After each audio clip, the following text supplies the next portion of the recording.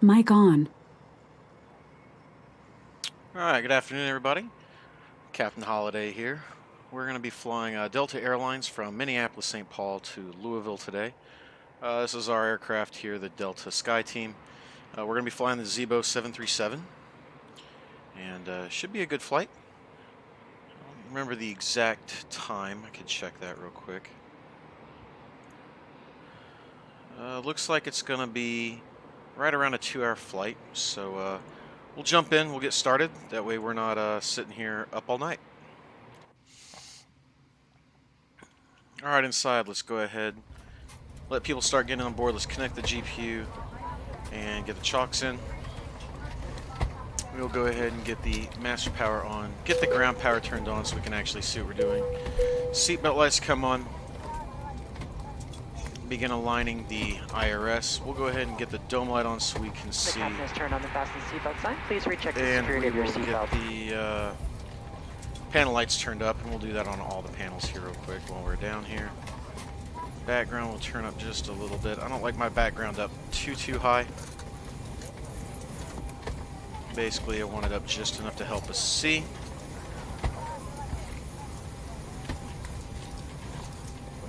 Alright. So the first thing we'll do is jump over and we will set our fuel and wait for today. Looks like fuel's going to be 14.1 on the fuel. And the payload's going to be 39.1.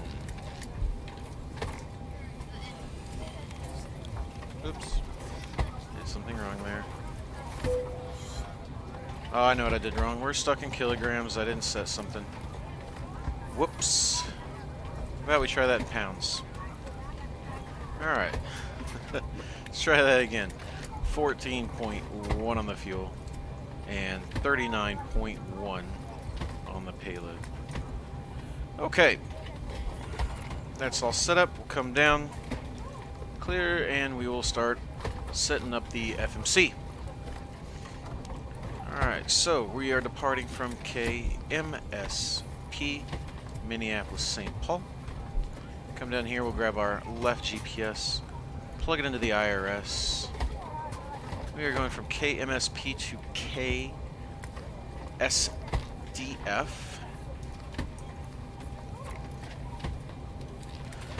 And it looks like we're going to be using 12 right for the departure today. Pull that up on Navigraph here in a second.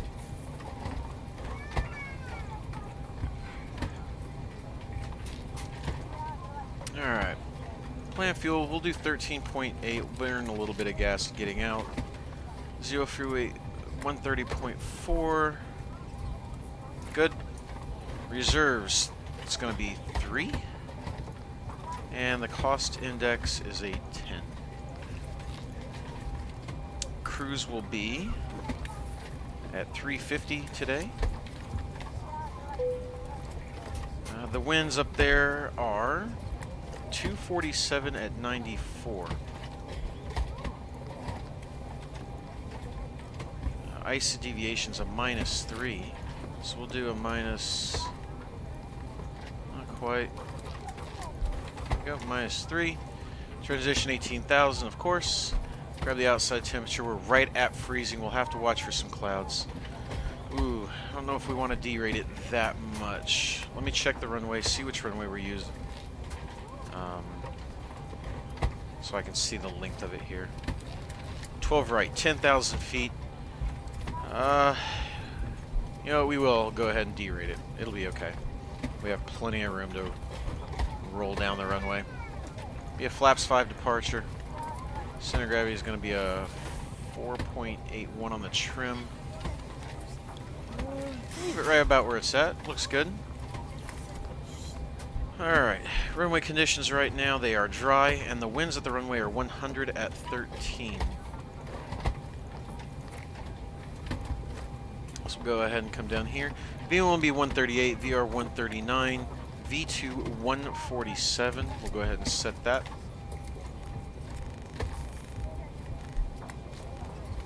147. departure. Today we are going to be flying the Zibo 7 departure with the ODI transition. Excellent. From ODI, we are going to jump onto a J30 jetway. J30 will terminate at JOT, and we'll take JOT direct to Ramsey. And from Ramsey, we are going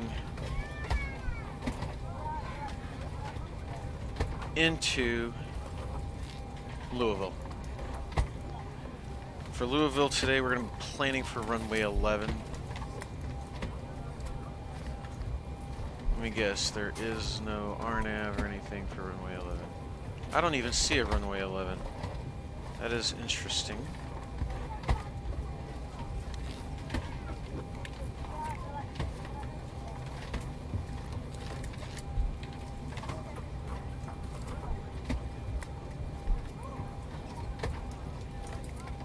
Well, SimBrief is telling me runway 11, but I do not see a runway 11 here. Well, nope, just runway 11 right there. Let me look at that chart, see what we're going to do with that one.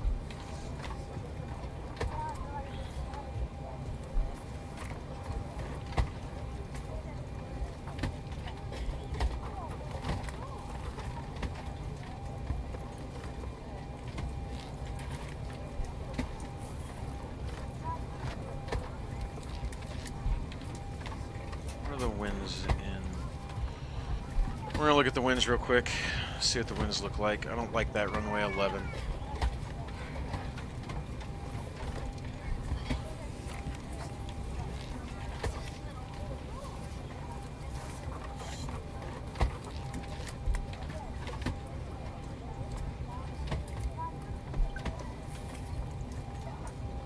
No, runway 11 it is. The winds are that way. Looks like that's what we're gonna have to do.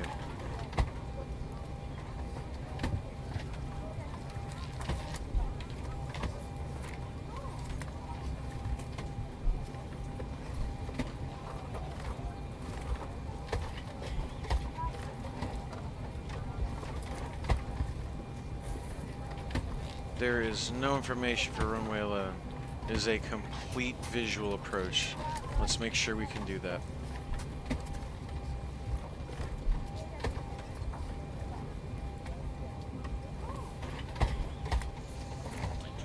Looks like we can do it.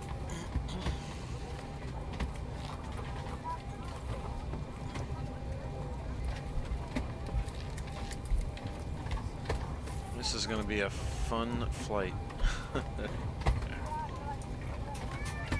If it had been 2.9, we'd have been good.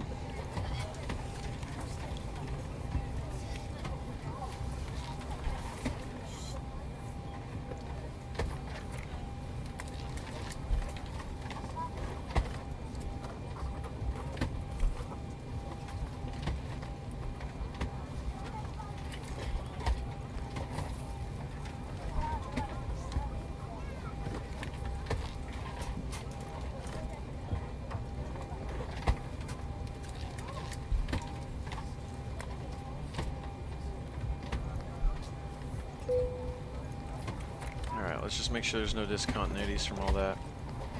Yeah.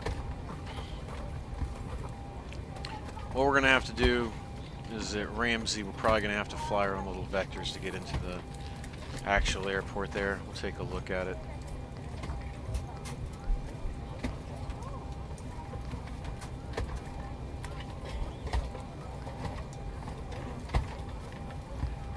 We'll go ahead and put it in, but we will have to figure it out when we get there.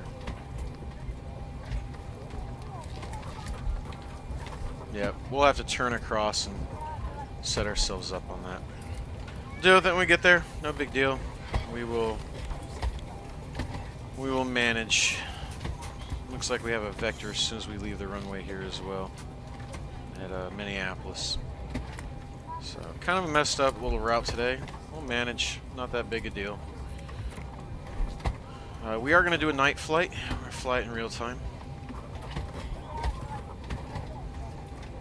It's cold outside. Temperature's like 0. Let's go ahead and get some lights turned on outside. Go ahead and set this. The APU started here. 1, 2, 3, release. Shut the pressurization for 35,000. 35,000.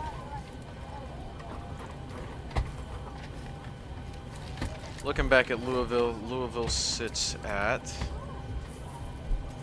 470, so we'll put this at 500. Let's go ahead and button up the aircraft. We'll get the heat on here in just a second for everybody in the back. Let's go ahead and get the hydraulics going. Yaw dampering, come on. Let's go ahead and plan for the pushback. It's going to be a tail right push today. So push out this way. Right there. Round to cockpit, plan acknowledged. Call me through the menu when you are ready. Just wait for that EGT to settle out. And we will be ready to get going here.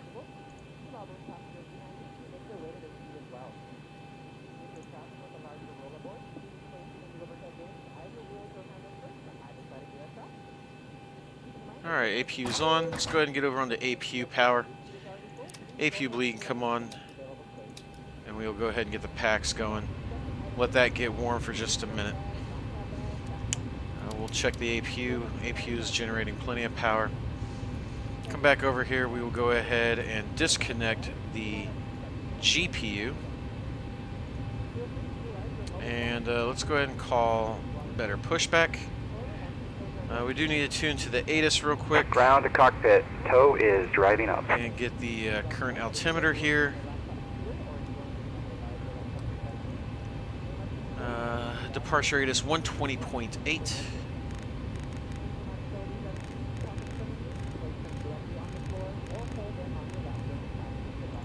Minneapolis St. Paul International Information Hotel. 3017. 100 Zulu weather. Wind 110 and 7. Visibility 9. Here comes our tow. Sky conditions or tug, I should say. 5,400 scattered. 9,400 overcast. Temperature 0. Dew point -3. Altimeter. Go ahead and get the RTO on. Go ahead and turn the flight directors on as well. This will be 35,000 for today. No ATC, no World Traffic 3 or all anything doors like and that. hatches are closed. Just be our Ready flight. to connect. Nobody else around to bother us.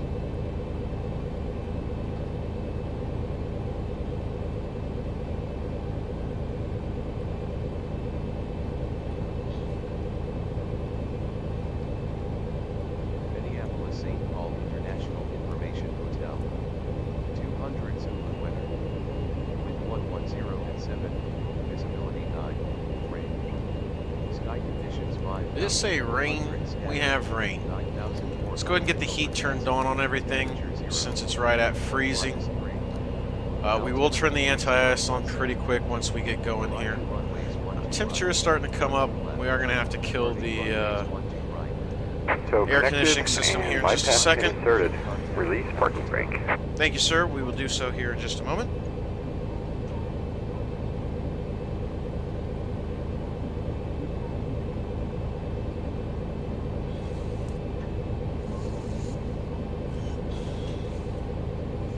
Go ahead and turn on the TCAS just to get rid of that warning. And we will get rid of ATIS. We don't need it for the taxi. And it looks like we are ready to go. So we will go ahead and kill the parking brake, come back up top. Starting pushback. We will and you may start turn off the dome light.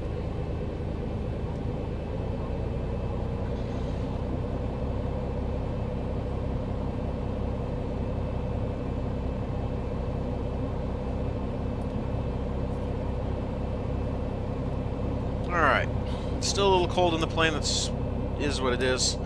Packs are going to come off. And engine 2 over to ground.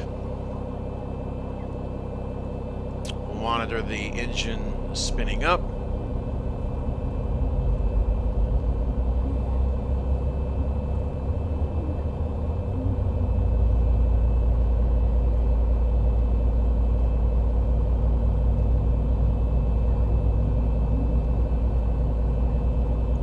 25%, we'll introduce fuel.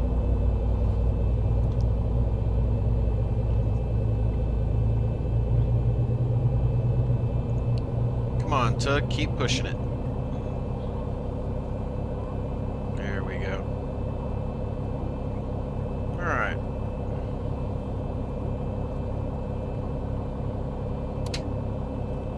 And there's the starter cutoff for engine number 2. We'll go over to ground on engine number 1 and enjoy that startup. For everyone's safety, federal regulations require all passengers to comply with the posted placards and lighted information signs located throughout the cabin, in addition to any crew member instructions. Alright, come back over. 25%, there goes the fuel. Prohibits tampering with, disabling, or destroying a restroom smoke detector. There are 8 exits on display. 4 doors, 2 on each side, and 4 window exits over the wing. The forward doors have detachable slides that can be used for flotation. Looks like that should be just about started. Yep, we should get a cutoff on that any second. There it goes. Start our cutoff for engine number 1. Very good. Come over to the engine power on engines 1 and 2. We will turn the APU bleed off. We will turn the packs back on. We will check the generator there. APU can come off. 54.9 for number 1. 54.9 for number 2. Looks good. Set, sir. Disconnecting tow. Stand by. Alright, engines can go over to continuous for the takeoff. APU is off, the EGT is coming down. We'll set the isolation valve to auto.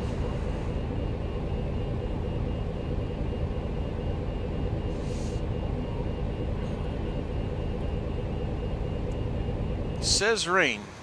I do not see a cloud. Clear to disconnect.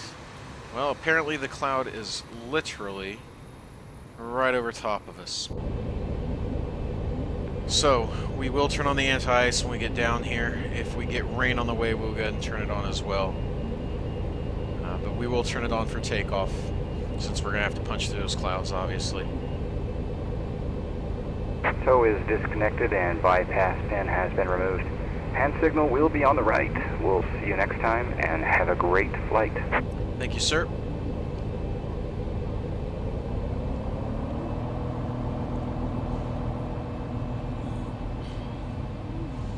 Alright. Let him pull out of the way. Flaps can go to 5. We will switch over to the lower display. Full left, full right, full forward, full back. Rudder left, rudder right. Everything looks good. Turn the lower display off. Go over here and check for our gentleman. There we go. Good there. Taxi light can come on. And we are going to jog to the left a little bit here from the taxiway on this little curve here and get onto Alpha. So we'll turn off the parking brake, give it a little power.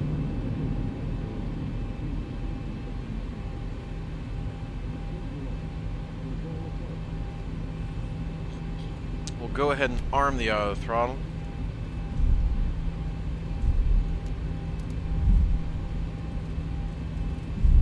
And we will get LNAV and VNAV ready.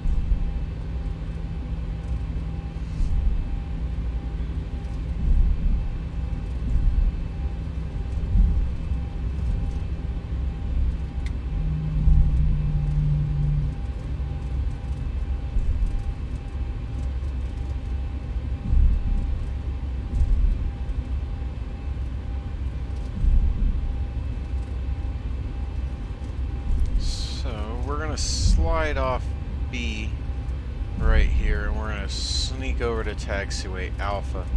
We'll follow Alpha all the way down to 12 right. This will take us all the way down. We will have to stop here to cross 2, and 4.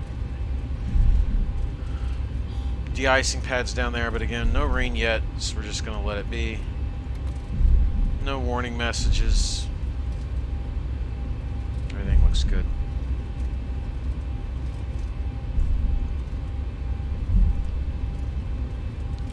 Appreciate you joining me tonight. If you're new to the channel, please make sure you hit that follow button. I would appreciate it greatly.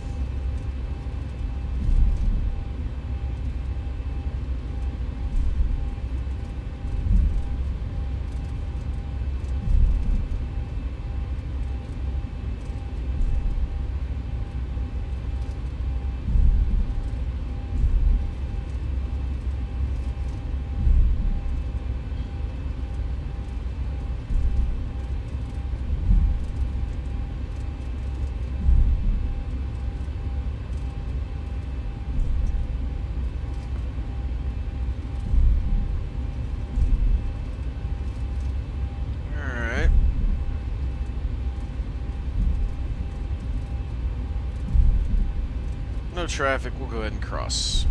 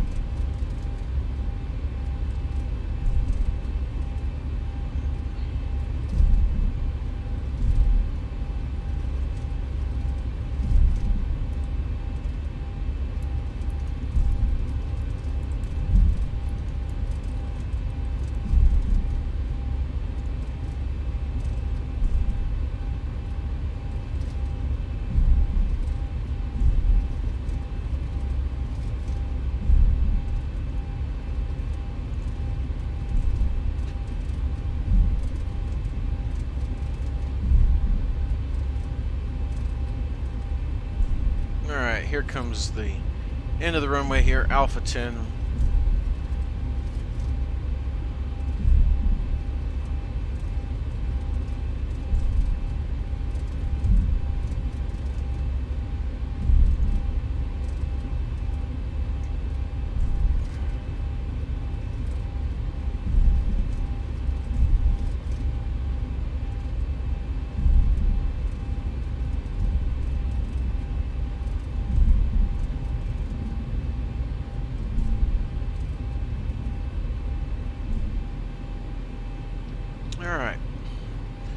Finish getting the aircraft set up. We'll go ahead and notify the crew.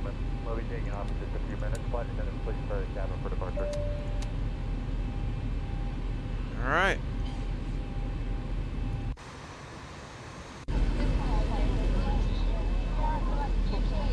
Everything's looking good from the plane standpoint.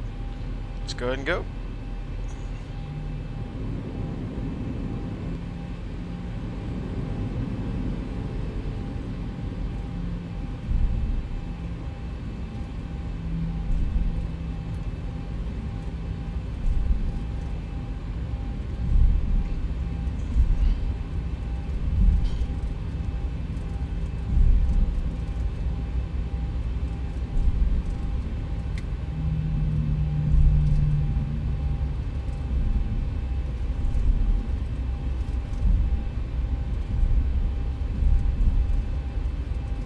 Alright, engine's up to 40%. Let that stabilize.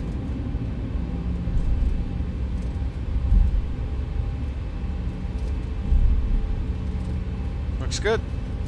Toga.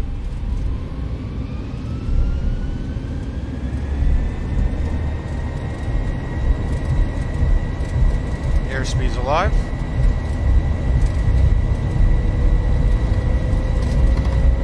$80 knots. Checked.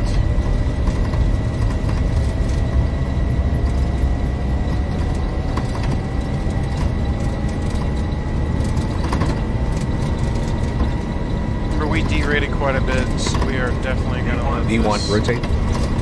Rotate. Wow. Positive rate. Really kicked over there. Gear up. There is the rain. Let's go ahead and get that anti stuff turned on immediately. 400.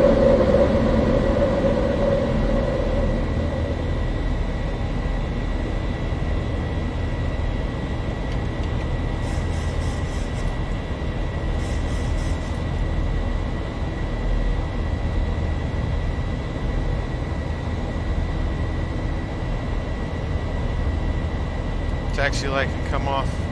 1,000. Check. Landing gear come off. Let's go ahead and give it over to the aircraft here. There goes the climb setting. The aircraft's going to pitch way down. Try to keep that speed up.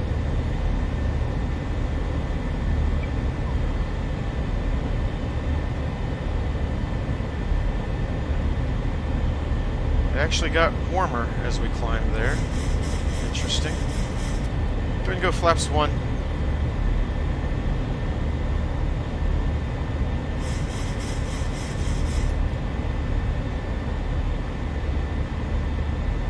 RTO can come off.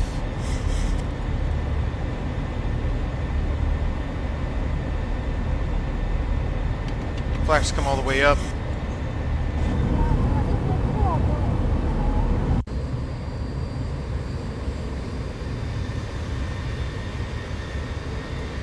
There goes the airport behind us. Flying right out over the Twin Cities here. Nice night. Did hit that patch of rain. Let's go ahead and check the weather radar. Make sure there's nothing big. Doesn't look like it. We will keep the anti-ice on until we get through the clouds. Obviously, it's going to freeze up really easy with it this cold. Even though the temperatures are still getting warmer.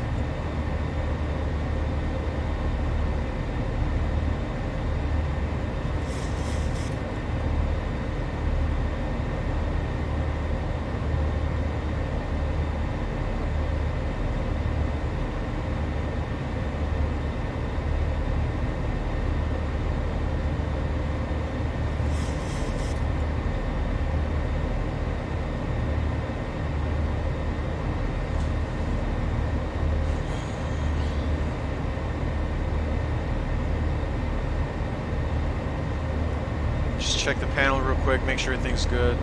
Cabin's heated up. The anti-ice is on. Pressure's building like it should. Flying through the clouds now and some more rain. Leave the lights like they are for now until we hit 10,000 feet. Here we go up through the clouds.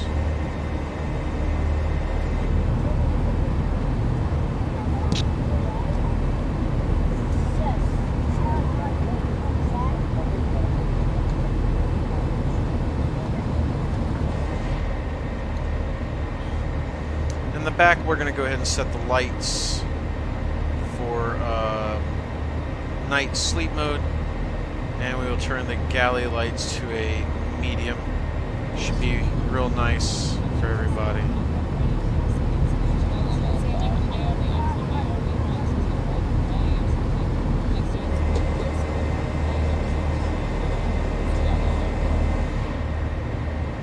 $8,000.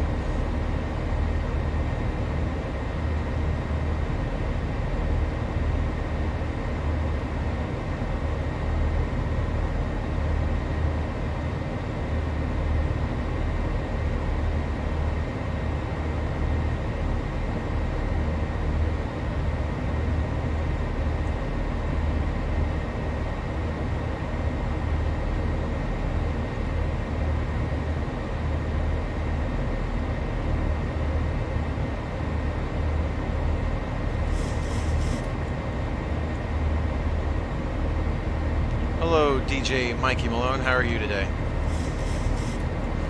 Alright, there's 10,000 feet. Let's go ahead and get the lights turned off. Landing lights come off. Logo light come off. Wing lights come off. Wheel well lights come off. We'll let the passengers settle in for the cruise. Plane will be nice and dark. I think there's a better setting. I think actually I think it's the cruise. Yeah, maybe not. We'll go back to the night setting. Night and sleep setting.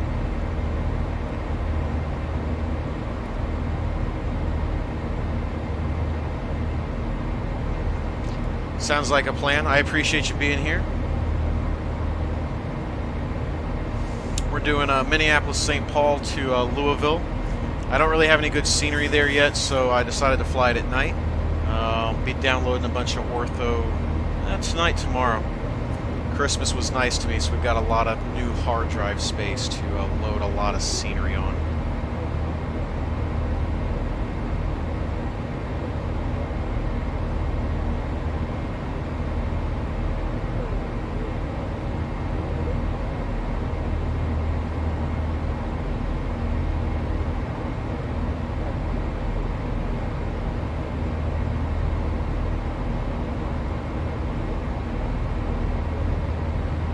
Terabytes, you can fit a lot of ortho though. You can get probably all of Fork Boys United States onto a 3 terabyte.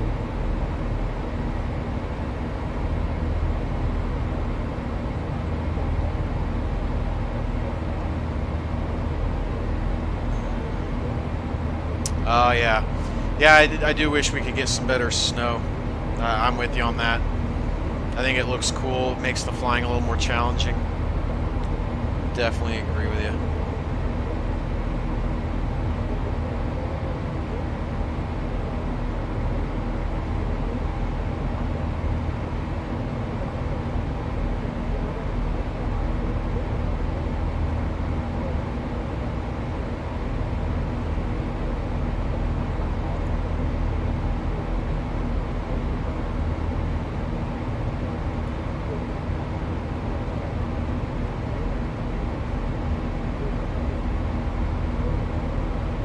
I don't know if I'm gonna do the X Enviro though. Yeah, I think all of them have little trade-offs. I think I'm just gonna kind of stick with default weather unless somebody comes out with something that looks really exceptional. And from what I've seen and what everybody's been talking about, I don't know that any of the weather engines are to that point yet.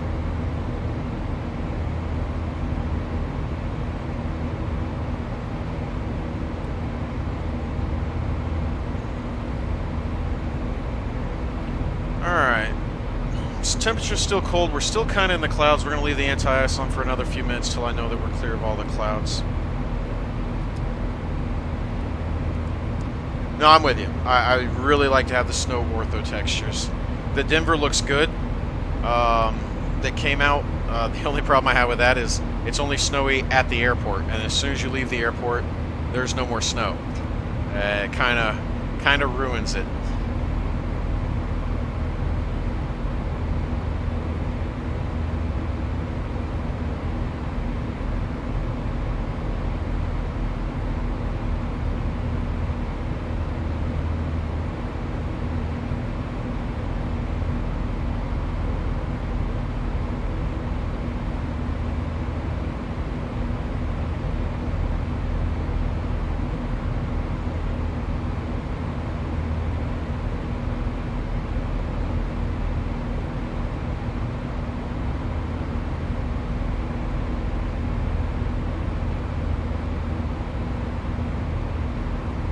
Yeah, I agree with you on the sim tiles. I don't think I'm ready to dive into all that either right now. Crossing 18,000, we'll go to standard pressure. And I think we're pretty well clear of the clouds. They're all below us. It just looks like they're still at our level. We'll go ahead and turn the anti-ice off. Get a little more performance out of the engines there.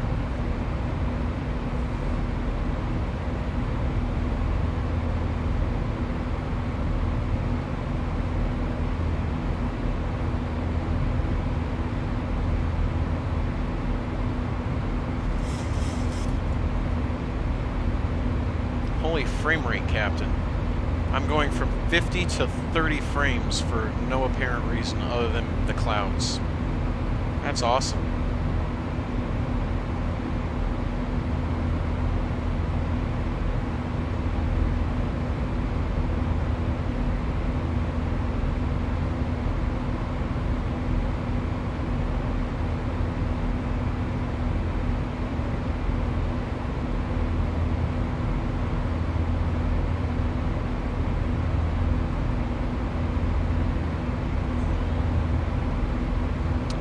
I'm going to get an update here from Project Fly.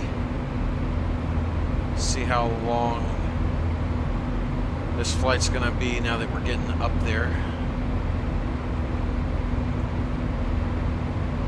So it's a 2-hour flight normally. Project Fly's saying an hour and 18 minutes left to go. That sounds about right.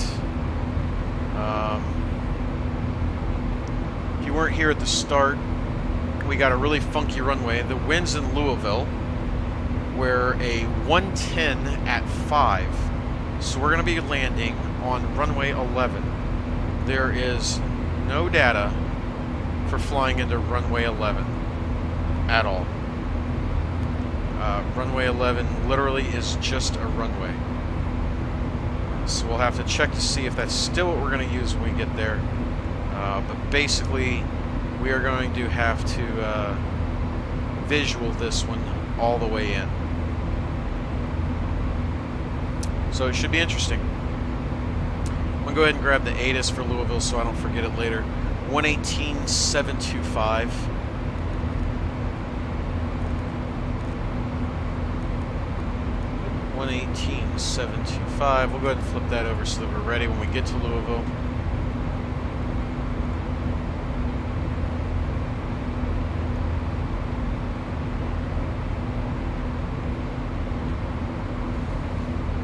See, if it's another hour and 20 minutes, I'll get us in at midnight into Louisville. We'll probably do another flight if anybody's going to stick around. I don't know where I'm going to go yet, though. I'll have to think about that while we're flying. But we'll do another flight. I don't have to do anything till afternoon tomorrow, about 1:30. So I've got plenty of time to do whatever I need to do.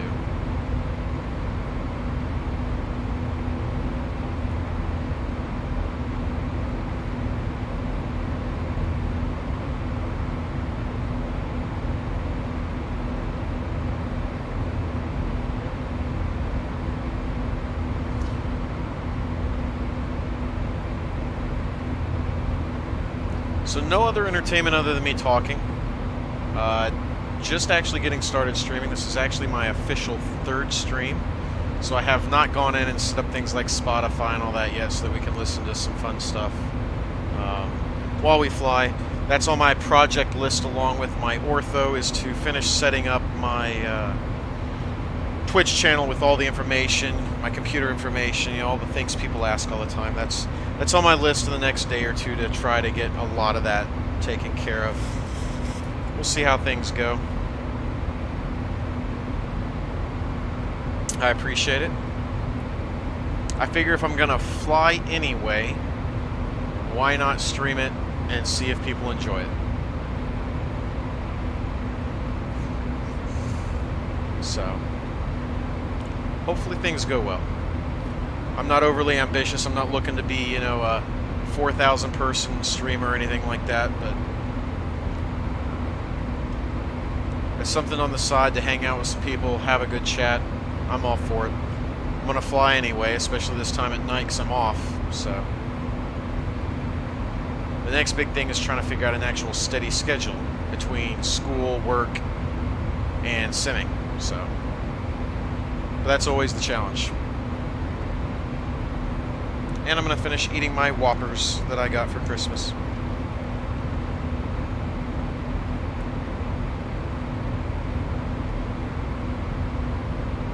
Yep, that's the constant struggle for everybody. Work, school, and everything in between.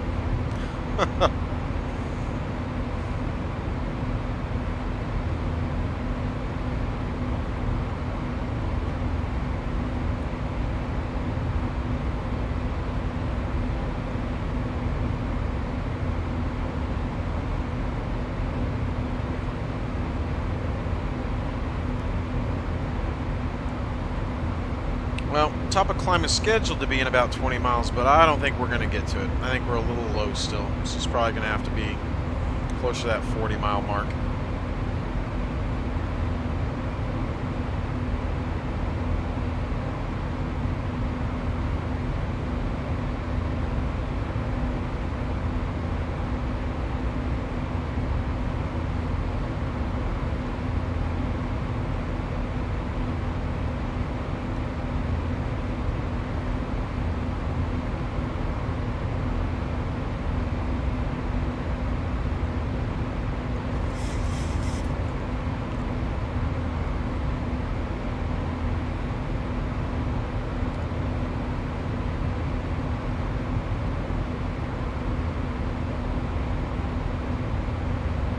Have a restriction that I don't know about? Shouldn't. Okay. Weird.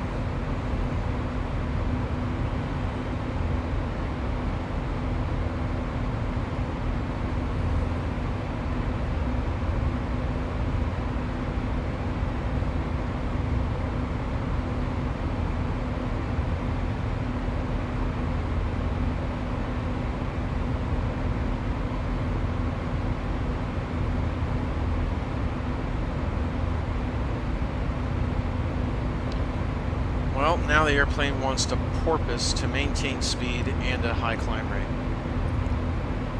Thank you, Zibo. I love the plane, but man, sometimes it can be such a pain.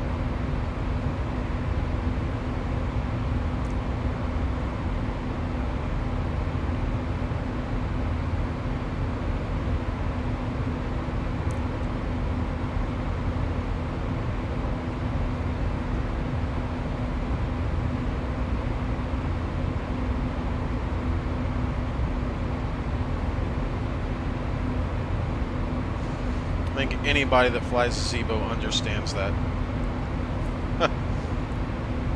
It's a plane you love to hate, or hate to love, or both. Something like that.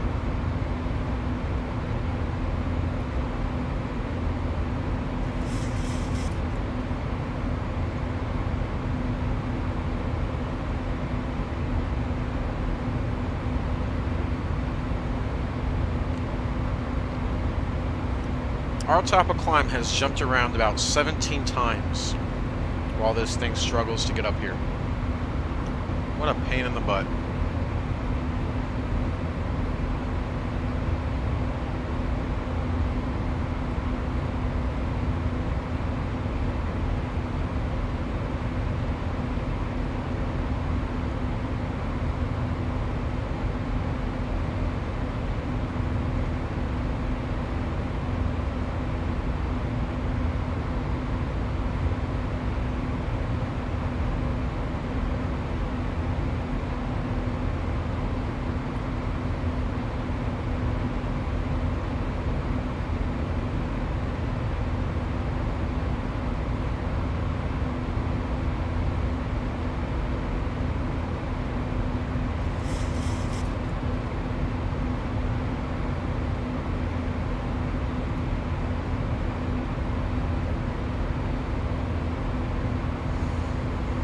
DJ Mike Malone, thank you for the follow, sir. I really do appreciate it.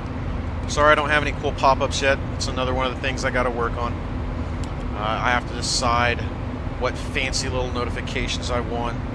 Streamlabs provides some for free. I just haven't had the time to sit through them all, so nothing pops up. I just have to notice that someone else is there and go back and see who it says is added. I do appreciate it. Thank you for being here. Hope we have a good time. Do you? I'm learning. I've been watching some videos trying to learn Streamlabs. It seems pretty straightforward. So far, I'm pretty happy with uploading my my little logo in the corner up here. 1,000 to go. Check. Thank you, sir. Actually, I think our engines are still on continuous, aren't they? I think I forgot to turn that off. Yep, we'll go back to auto on that. But anyway, I'm happy with the logo appearing in the top left and the Project Fly there in the middle. So I've been playing with, you know, those setups. My next thing is I want to set up my Twitch page itself. Then I'm going to work on the alerts portion, because I think that's going to be the hardest for me to figure out. And then I think I'm going to go in and do the music and entertainment stuff. So we'll work it out slowly but surely.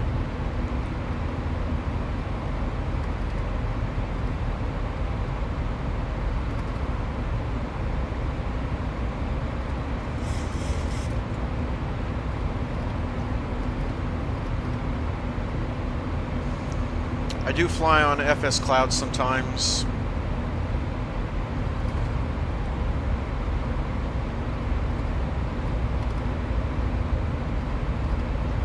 Oh yeah, no, it's definitely a process. You watch some of these little videos of people talking about their struggles.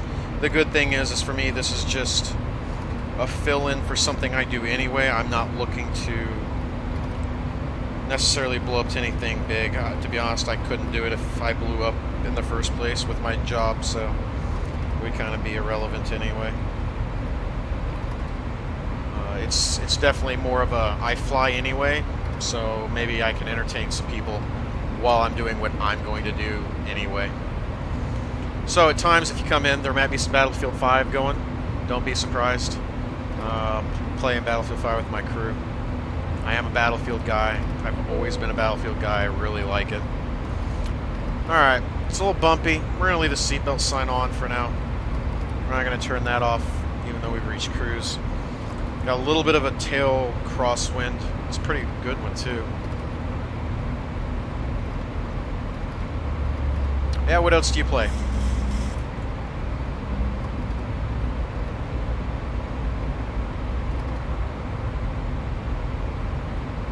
Yeah, I right now I don't do a schedule, and I think that's going to be the hardest part, is not having a schedule.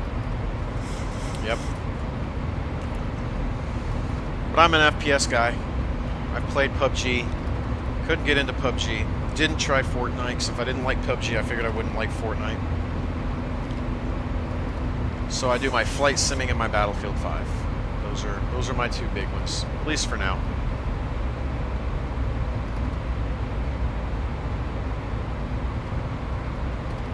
Zibo is struggling today.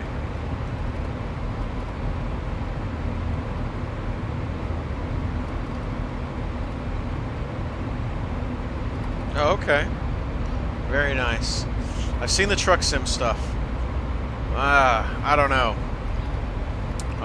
And then on PlayStation, I've always played the Gran Turismos. I really like those on my PlayStation. I even had a steering wheel and pedals for my PlayStation for the Gran Turismo. So much fun.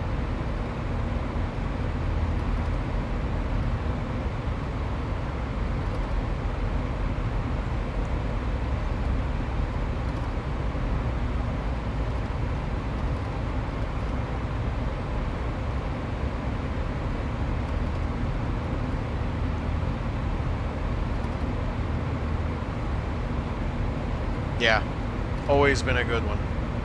I don't know if they're coming out with anything new anytime soon, though. We may just be suffering for a while.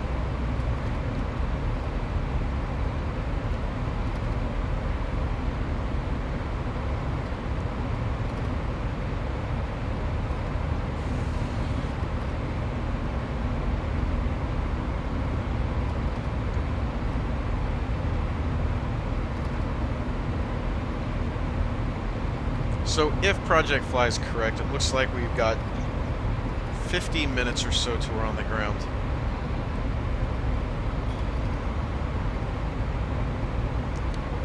Wonder where I want to do another flight to. No.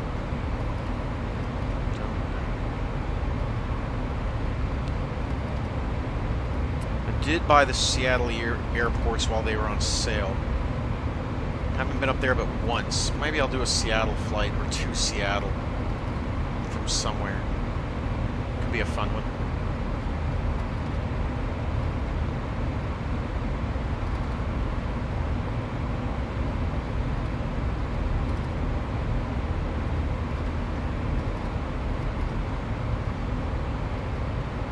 Yeah, it's good to hear. I've only stopped in Seattle on my way to Korea. I had to stop there and switch planes. So my biggest experience is going from one airplane to another on a staircase on a ramp in October. That was it, at 2 in the morning or something like that. Only time I've ever been out of Seattle. But I live in Orlando, and I can tell you the Orlando airport from who does that Orlando? Nimbus, maybe? I can never remember. It's very well done too. You can tell it's a little older. It's not new like the Seattle, but it's still really well built. They did a good job with it.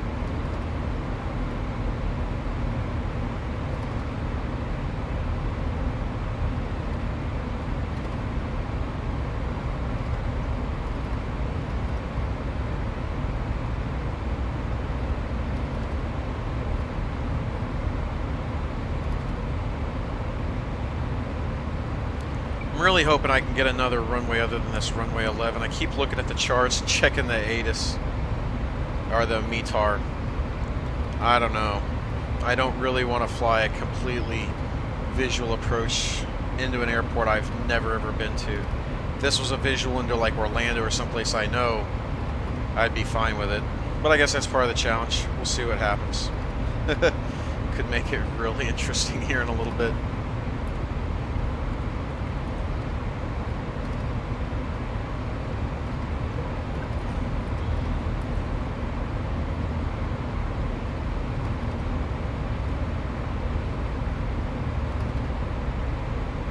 Winds are 110 at 6. Or, I'm sorry, 110 at 5. Ceiling's at 12. So the ceiling and everything's fine. When we get over here to Louisville. Just the winds aren't. The winds do not like us for some reason.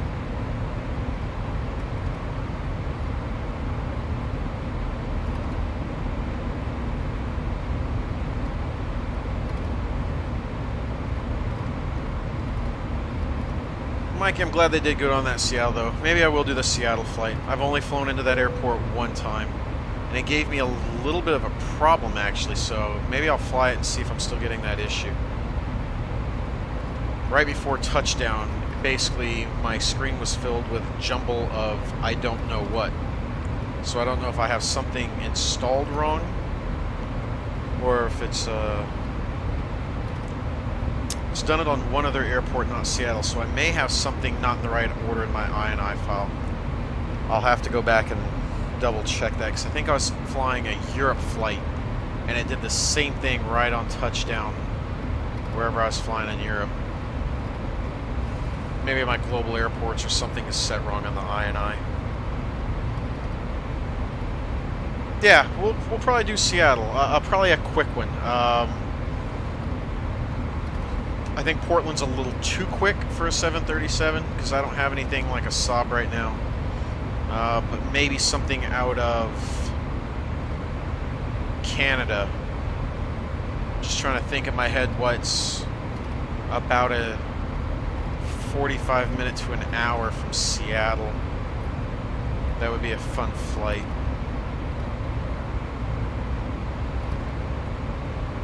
I don't know how far the Portland's. How far is Portland flying from where you are? If Portland's not too far, I might just hop up Portland. I think that's too close, though.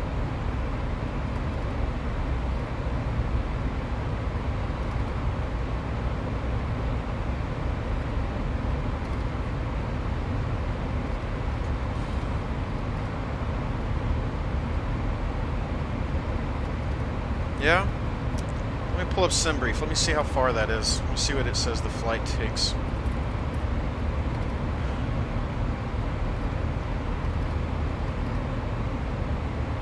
So if we do Portland to Seattle,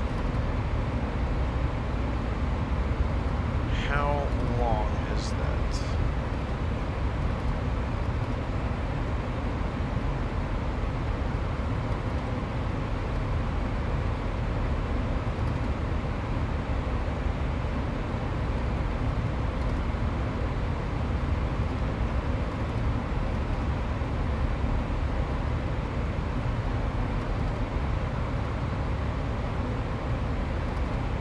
Okay.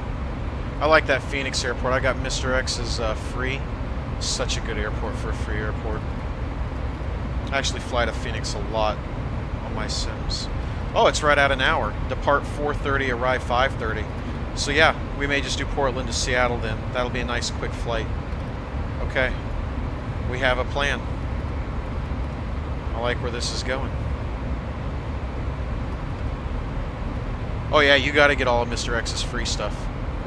Yeah, if you're new to Simmon, that's like the first thing you have to go get. Anything by Mr. X that's free. And this payware is just as good too, but obviously start with the free stuff because it's free. It's a no-brainer when it's free.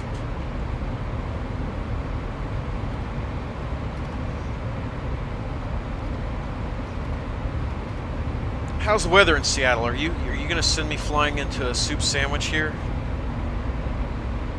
Oh, the Japan Pro. I've heard good things. I haven't seen it myself yet, but reading on the forums and everything, I've heard really good things.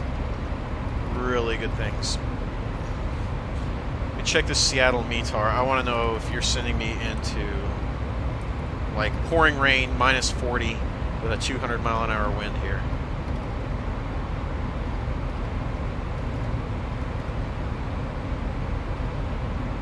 Oh, you guys aren't even at freezing. Look at that. Okay. Visibility is getting kind of low. 9 miles. Ceiling's at 1,000. We can deal with that. Light rain. Okay. Sounds typical Seattle, right?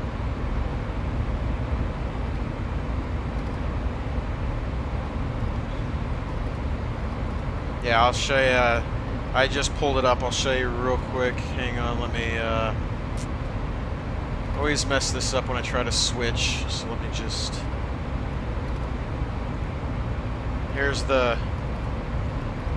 Here's what I'm getting as the current METAR for Seattle right there. But we're probably going to fly in about an hour, give or take, so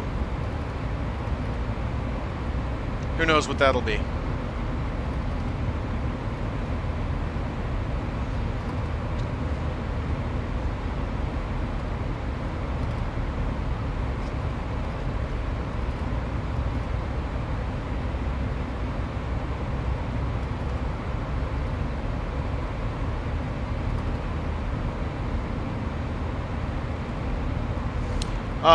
Actually, all I do is I type the airport code, so KSEA, and then METAR, and it usually pops up as one of the first ones on my Google.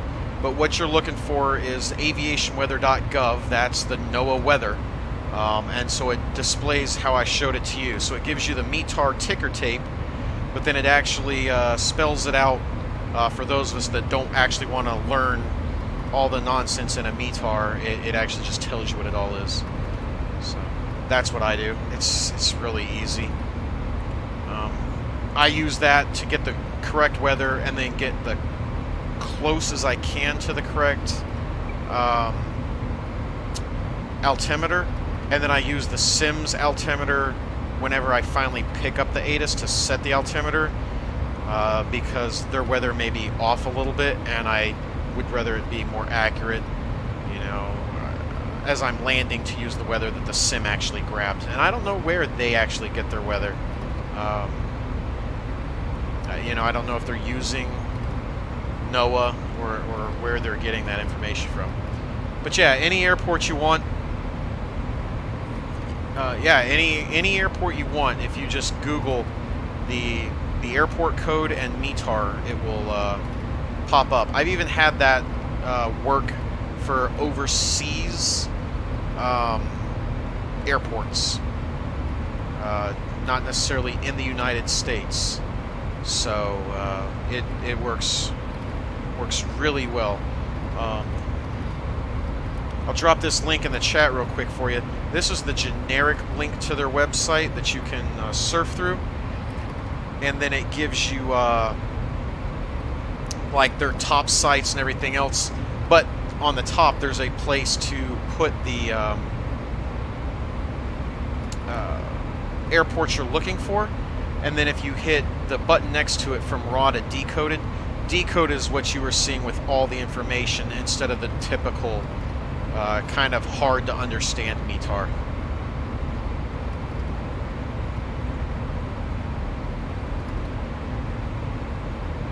But if you don't want to go to that site first, like if you want to just put that on your toolbar and save it, that's cool. It's, to be honest, it's kind of easier just to Google the airport METAR and then just click on the direct link, and it comes out decoded automatically.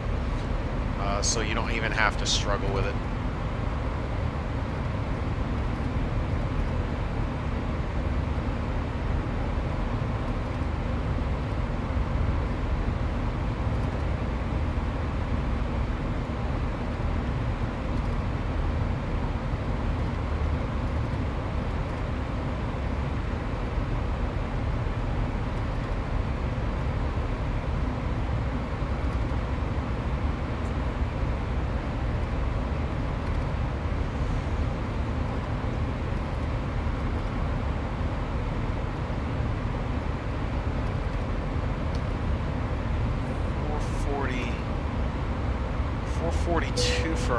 Looks like we're actually losing some speed. I'm gonna come down here to cruise. I'm gonna jump this back up to 0.8, not 0.78, not 0.77.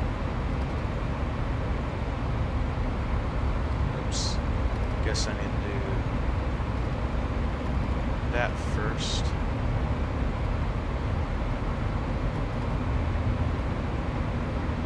And let's check the progress. Yeah, the aircraft's telling us 429 Zulu, so about 25 minutes till we're on the ground. See if Project Fly's saying the same thing. Project Fly says 36 minutes, so yeah, we're right about in the same area. And that weather coming out of Minneapolis was not too good.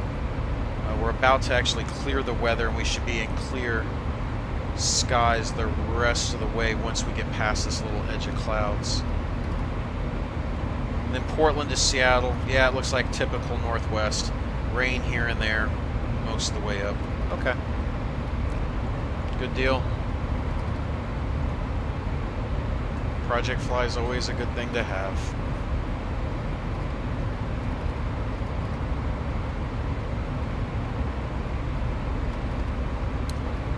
You know, DJ, another couple good people is Captain K-Man has released a couple of airports that he's done as kind of a learning experiment. I think ultimately he wants to design them and sell them as well, like Mr. X. And his free ones are good. He just did Des Moines. I think it's Des Moines, Iowa. And it looks good. It's a good little airport. It's not a big airport, but you know, to do a small one to learn how to use the programs, it's legit. He's also a Twitch streamer. I don't know if he's on right now or not. He is. If you want to look at him, it's CPT_K man, and yeah, he flies and does some designing.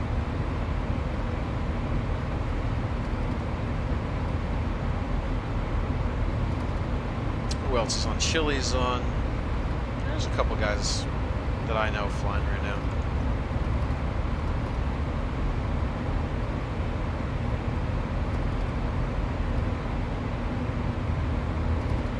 So I'm going to hop over to K-Man's channel real quick. I'm going to see what he's doing. Where is he flying today? He's flying somewhere in Germany. No, Ireland. He's flying something in Ireland there.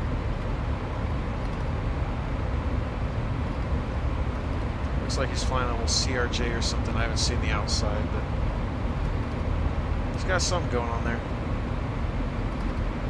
Cool, tell him I sent you. I don't know if he knows who I am. I don't think I've ever caught him peeking my stream.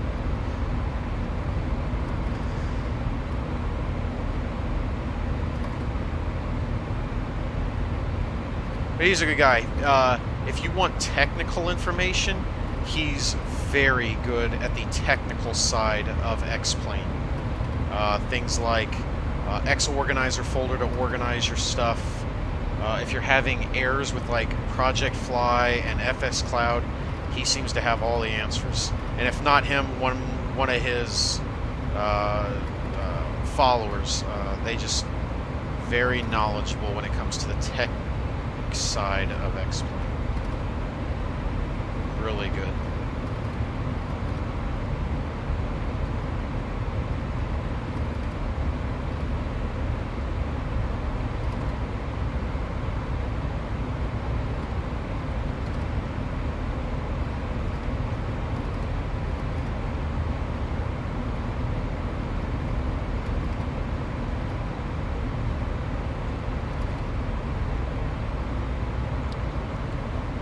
And I'm not saying you shouldn't follow me, but if you're really bored New Year's Eve, K-Man is doing a 24-hour stream, New Year's Eve, New Year's Day. I will probably be in for at least some of it, and I will be, I'm sure, flying with him on FX Cloud for at least some of that flight.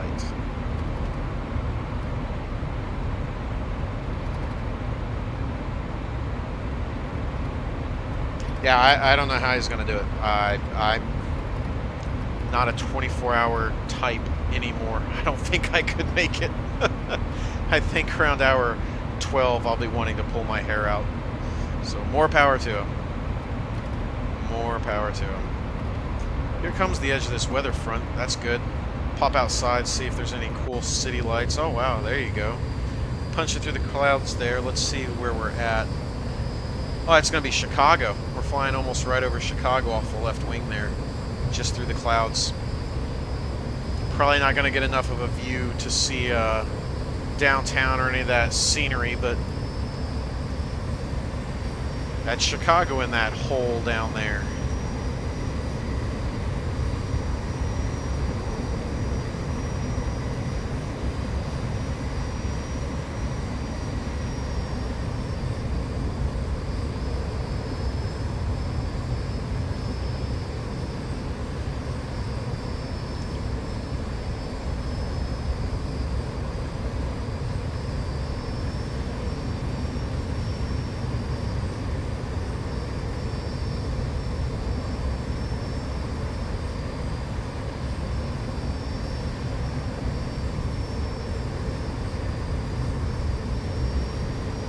So everybody popping in. We're flying past Chicago right now. We're on our way to Louisville. When we're done with Louisville, we're going to do a flight from Portland to Seattle. It's right around an hour flight. It's a very quick hop. And that'll probably be it for the night, because that'll get us to about 1:30 or so, give or take. So hopefully you guys stick around. The weather in Seattle seems like it's going to be fun. We'll definitely want to have our ILS running on that one when the ceiling's at 1,000 feet.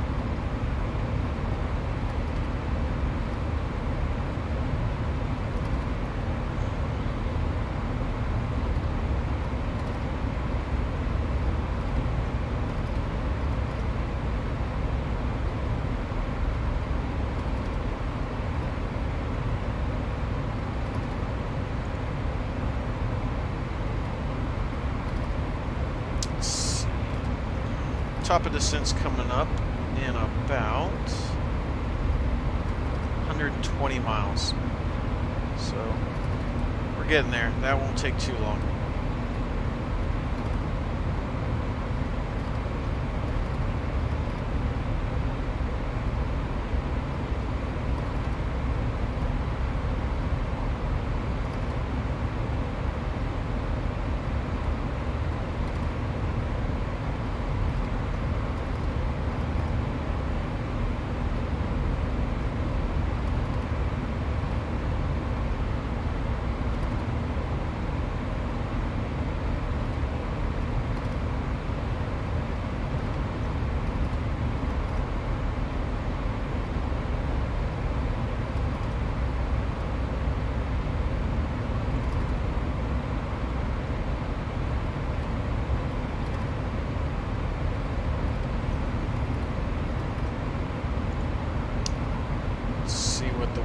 Look like if the winds have changed any there in Louisville yet.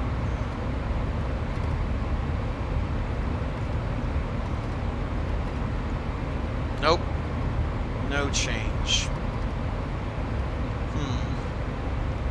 It's gonna be a fun landing.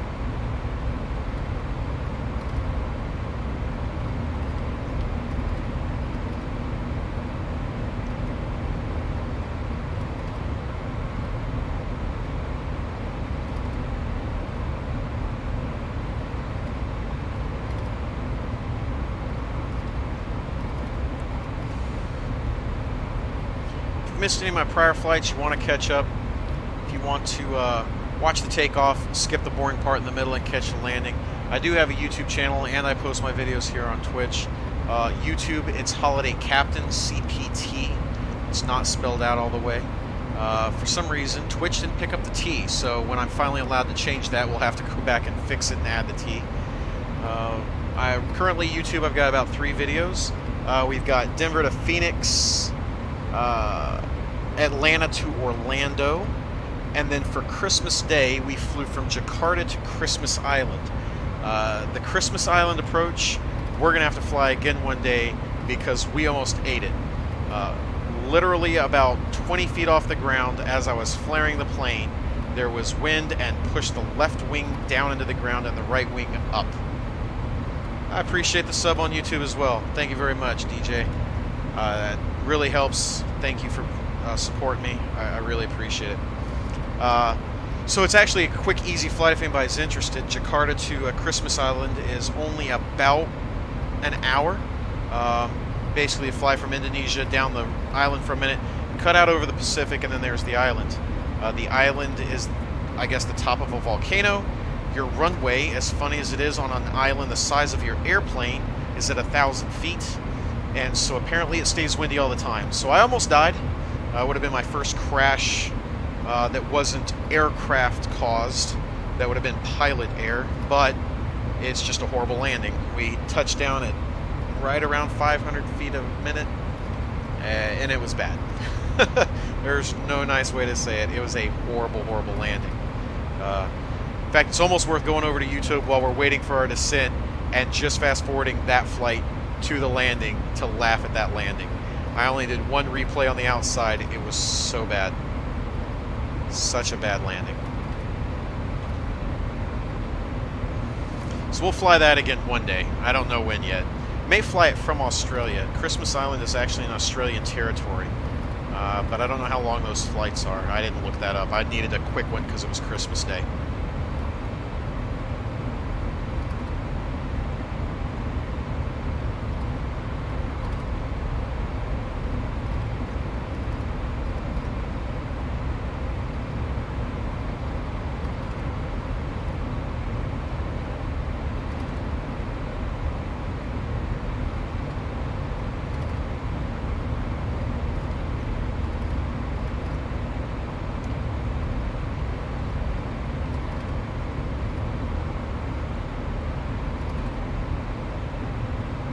Oh yeah?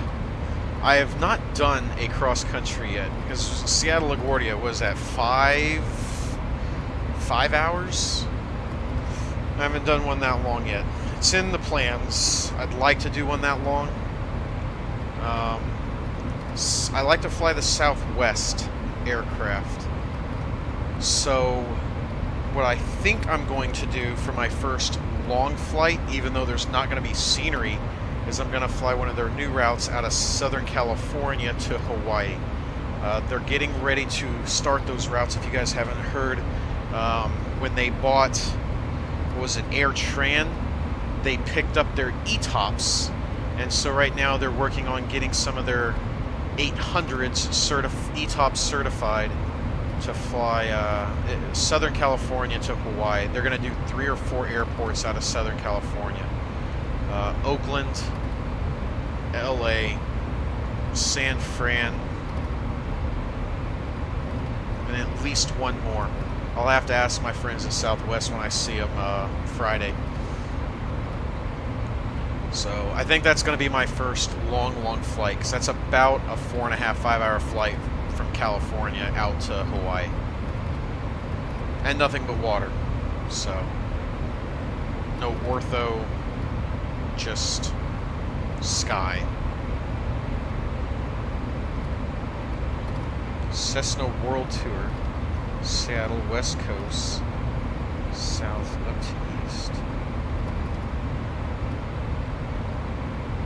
Wow, that's a lot of flying. Holy cow.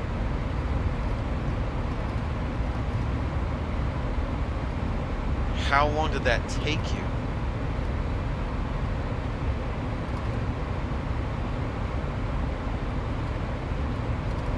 Wow. I would almost be scared to try that in a Cessna.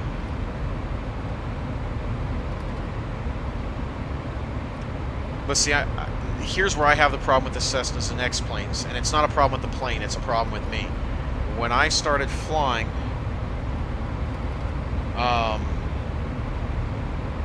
the Cessna I learned to fly in back in '95 only had old instruments. The plane was built in the 80s. There was no such thing as glass cockpits. So learning X-planes glass cockpits is a challenge for me, because I never flew them ever. So if I'm going to do anything in a Cessna, I'm going to have to sit down and learn that glass cockpit that they have. Because even GPS was like brand new. Nobody had it. Only people with a lot of money had GPS in their aircraft. It was that new. So maybe I will try it one day, though. I enjoy Cessna flying. It's a lot. I think it's easier than flying the bigger planes. 60 miles to the top of this sim.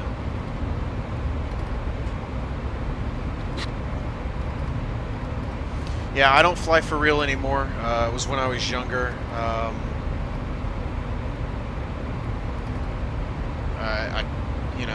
wish I had continued it. I love to fly. But, sometimes that's just how things go. There's places you can go for these little discovery flights. All it is, it's kind of like going to a timeshare. You walk in, do the little discovery flight. It's usually 50, 60 bucks, something like that. They take you up, and then they try to sign you up for flight school and get your $10,000 to $15,000 or whatever they charge to learn how to fly. But if you go in with the mindset that you're only going to do the little discovery flight, it's a good way to get a half-hour flight for 50, 60 bucks. It's not a horrible deal.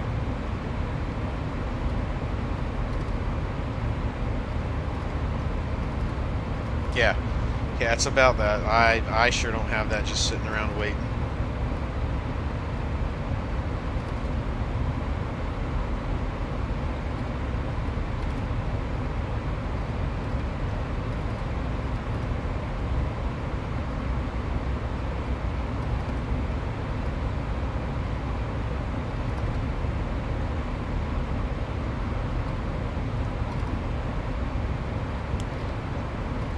So Mikey, you said you've got the new Seattle.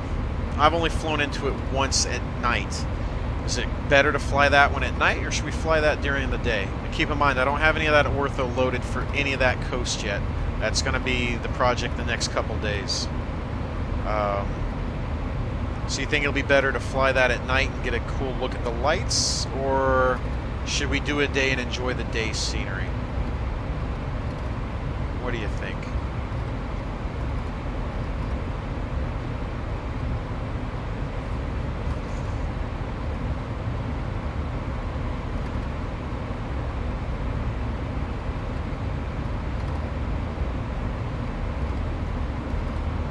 Day?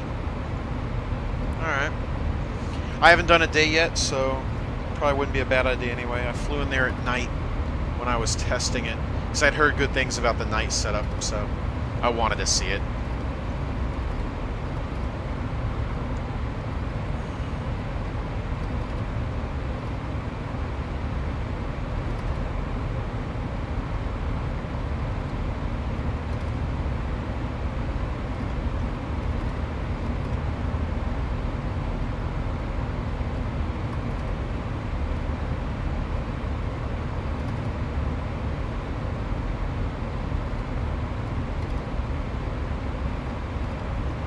Oh, yeah. I bet that'll look really good on when I get the new ortho, because I have Colorado, and the mountains with the good ortho are really nice.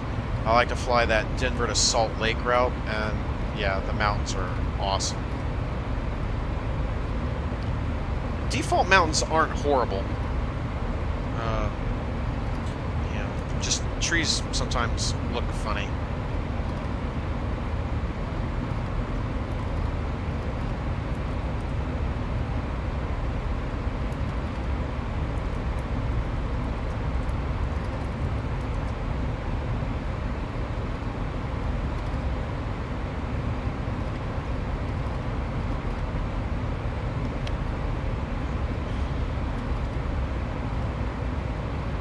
Oh, I gotcha. Yeah, HD mesh. Yeah, I'm gonna download all of Fork Boy's ortho. With that, I really don't think I'm gonna need any HD mesh. His stuff's really nice. He's done a good job.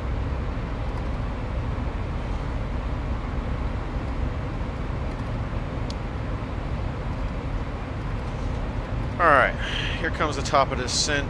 We'll go ahead and start setting up some stuff on the plane. Yeah, you can't beat free. Fork Boy does all that for free. He does have a little donation, but that's it.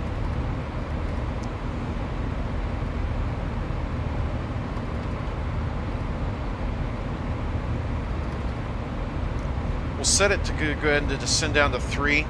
The reason I'm going to do that is as we get down to the airport to get to runway 11, we're going to have to kind of vector the plane a little bit, and I want some altitude to be able to play with that if we have some issues.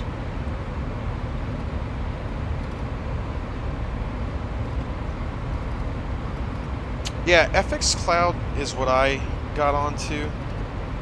I wouldn't say there's a lot of people, but if you get in a group, like I do like to fly with that K-Man and stuff like that, it's a lot of fun. I really enjoy it. It did take me 2 tries to get it installed correctly. So yes, once you install it and literally follow the instructions exactly how they say step by step, it actually runs very easy. You literally just start it and hit OK. It's the installation that can give you a little issue if you're not paying attention, I guess.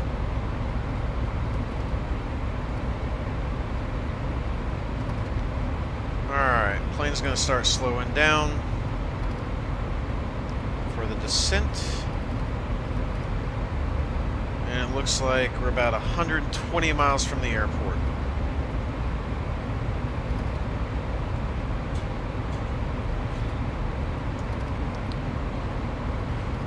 Yeah, so with FX Cloud, I actually had to have somebody help me walk through it to figure out what I did wrong. Yep. So I get it. I do. And I've thought about VATSIM or Pilot Edge. but I don't know if I want to deal with some of the nonsense that comes with that. So what I may do is do world traffic and then pilot to ATC. That way I get some other planes in the air, and then I can still do some flight controlling without the nonsense that comes with the others.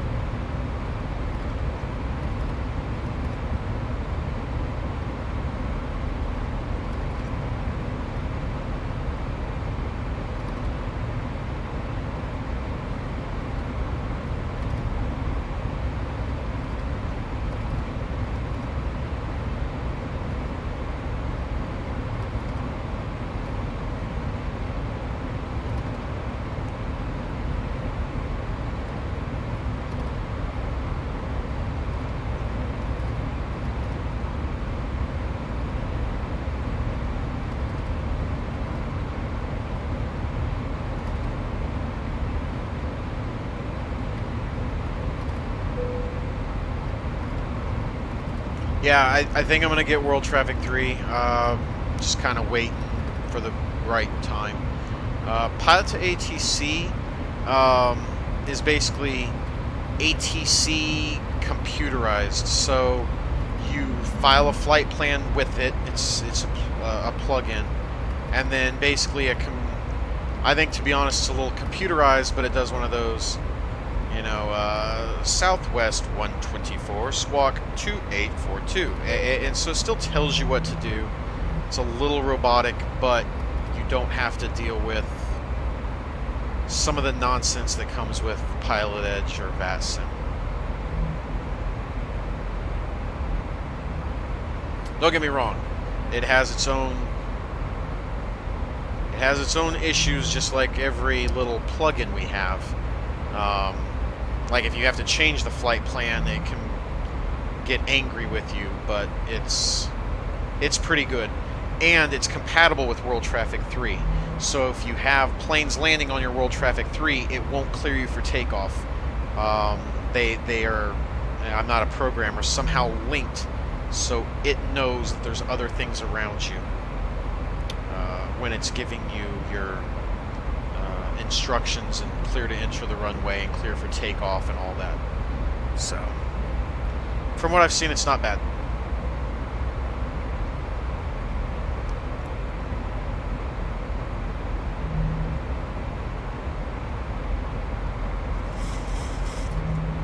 Alright. FS Cloud says we should be on the ground in about 15 minutes. That does sound about right. Current altimeter in Louisville is 3031. We'll go ahead and preset that. Whoops. Until we hear from the ATIS at Louisville, and we'll use it when we first start our descent in. When we hit 18,000. Yeah, and yeah, Mikey, it's definitely better than the in-game ATC. I won't even turn on the in-game ATC. I won't even ask it for the altimeter anymore. I just tune the ATIS for the airport I'm at and pull it off the ATIS. I don't even mess with the in-game ATC. No.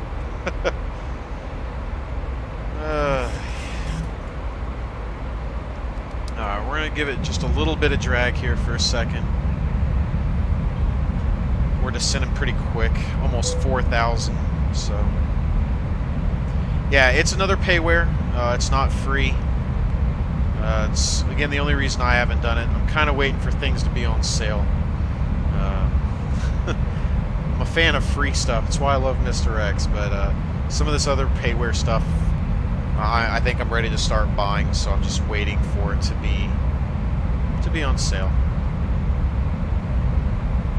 And it's in the org store. It's in the xplane.org store. The guy that does it, I think his name's Ryan. $80 on a plane that you rarely fly. The Flight Factor, A320, or the 319 from JAR. I think it's JAR, right? I love the Zibo. I thoroughly enjoy the Zibo. TBM 900, okay. I think I am going to break down and buy the Flight Factory A320, just so I don't fly a Boeing all the time. We'll see. Still on the fence, kinda. I do want it. I don't know that I want to pay $120 by the time you get the plane and the sound pack. That's kind of where I'm sitting with it for now. I've also thought about getting that new 767 pack that came out right before Christmas.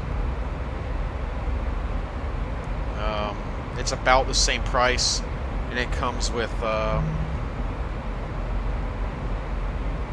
bunch of different versions. So I've thought about that just because I know Boeing so well. Makes it really easy to fly. But I guess that's why I also haven't bought it, and I'm still thinking about the A320 because the challenge is flying something you haven't flown, right?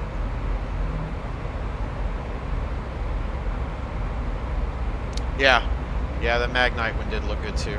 Sure did. I don't know if you follow this guy. His name is Bish. He's in England, and he's been flying the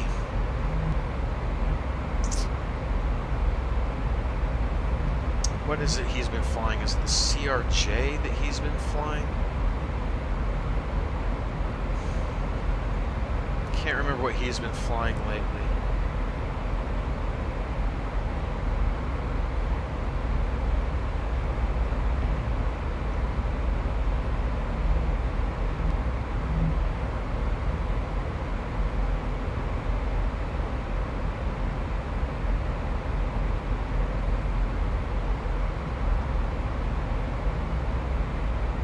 But anyway, thought it was like the CRJ, but it's not.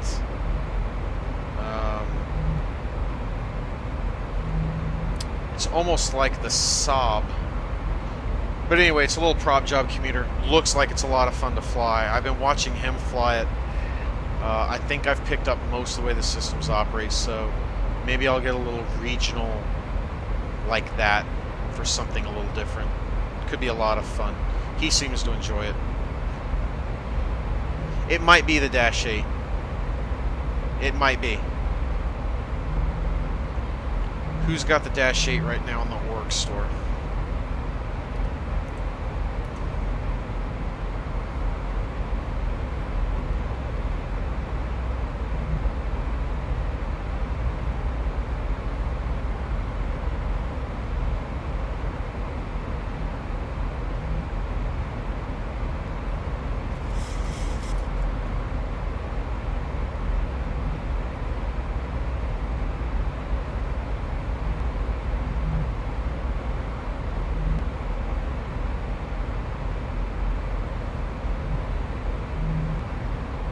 Yep, I think you're right. I think it is the Dash 8 when I'm looking at it here. I think that is what he's been flying. Yep. So maybe, we'll see.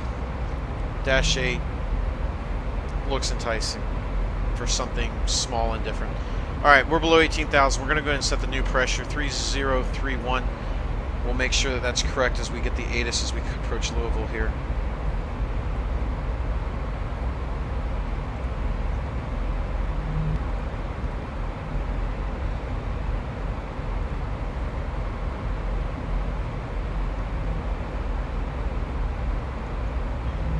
But what I'm looking at is the 767 Professional ER.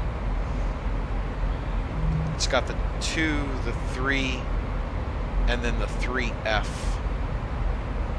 So I'm really thinking about it.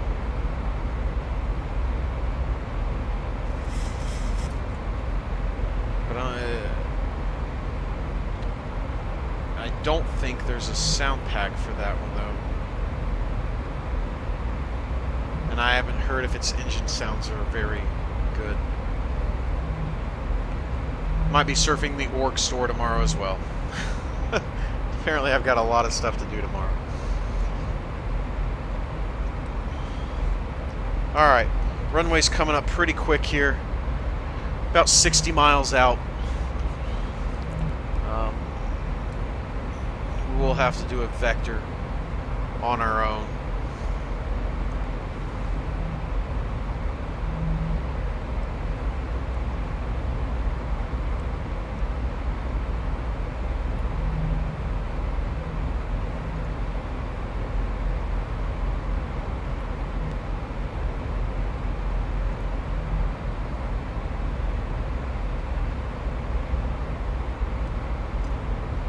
Looks good.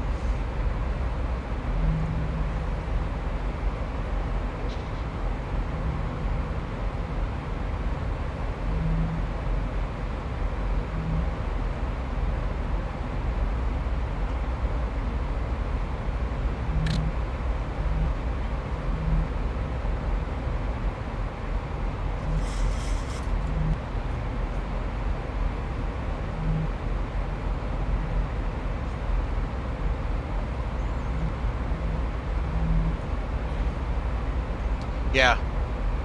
Yeah, a lot of people say they like the CRJ 200.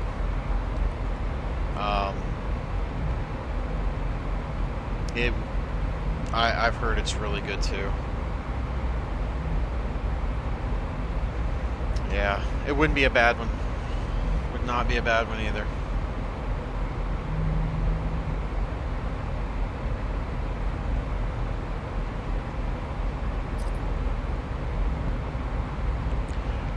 Alright guys, coming up on 12,000 feet. We're on approach into Louisville, Kentucky. We're flying, according to everything I've seen, into runway 11. There is no RNAV approach for runway 11. There is no ILS for runway 11. It's a pure visual approach. Well, here you go. Let's see what this weather says. Alright, so the weather apparently has changed and/or they're pulling from a different source. So, we are going to go look at this airport on the sim brief here real quick. We're actually going to set up to arrive 17 right. We're going to go ahead and set it up right now. We're going to fly the 17 right approach. So, arrival. Let's get rid of 11. Let's go with ILS 17 right. Execute. Back to the legs. Let's go direct to Belarus or whatever this is. Plane's probably going to have to descend pretty hard. We'll go ahead and give it the speed brakes to do it, and we're going to set up the ILS frequencies here. 17 right is going to be 110.3.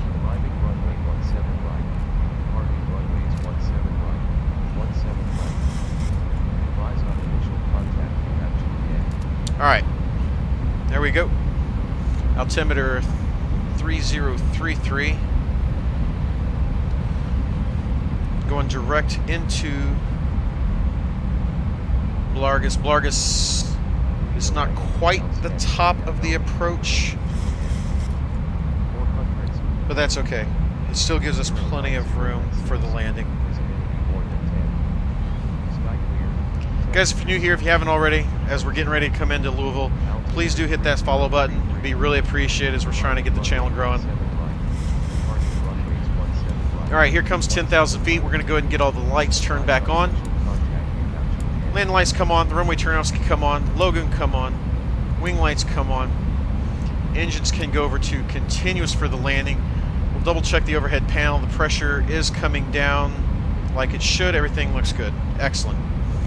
Alright, so runway 17 right is 11,000 feet. Super long runway. So we're not going to brake horribly hard. In fact, probably only going to set the RTO to 1. Speed 240, so we're good there. Yeah, I think we're going to set RTO to 1 for this one because the high speeds are actually over halfway down the runway on the charts. So should give us plenty of time to roll out and not have to brake hard. If for some reason we do, I'll do the braking. Won't be a big deal. Let's go ahead and check the performance for the landing. We're going to do a flaps 30. be 145, flaps 30 on this one. Arriving runway 17 right. Departing runways 17 right, 17 left. Advise on initial. All right. Real quick, we'll brief the missed approach. Missed approach is climb to 1600, then do a climbing right turn to 3 on the outbound India uniform VOR. So the initial will be to 1600, so we'll go ahead and set that and let the plane descend to that if it needs to. And then a climbing right turn out to 3000. Sky clear. Temperature 6. 2.0. Altimeter 3033. Alright, I haven't really done it this flight. I completely forgot because I got busy talking, but we'll go ahead and notify the crew that we are getting ready to land. For arrival. Here we go. Let's go ahead and get the lights turned back on back in the back. That way everybody can see what they're doing back there. Takeoff and landing. That's a cool little green. I really like that. The aircraft is now on its final approach. And we have it cleared to land. At this time, all passengers must remain seated with their seatbelts securely fastened. Your tray tables and carrying items stowed. Seat backs in the upright and locked position, and your aisle armrests are should be lowered. Temperature 6. 2.0. Altimeter 3033. Arriving runway 17. Flying the Delta Sky Team. This is one of the Zibo default aircraft that he gives with his pack. I don't have a Delta livery downloaded other than that one, so it's the best it gets for now. Alright, runway's about 30 miles off. It's probably sitting right behind the pillar right now, so we won't get a good view of it quite yet.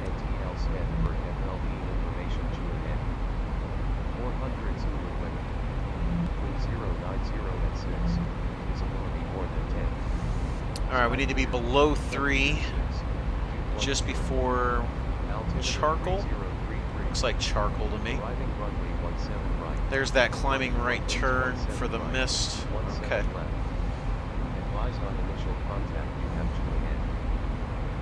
Let's see, I don't need the ATIS yelling at us all the way to the ground, so we'll switch that to a different channel.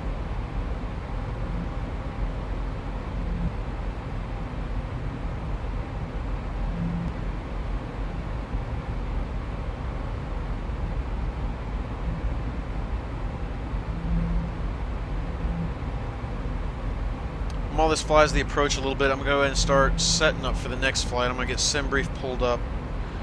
I think we'll do a Southwest Airlines flight just because I enjoy Southwest, or flying the Southwest.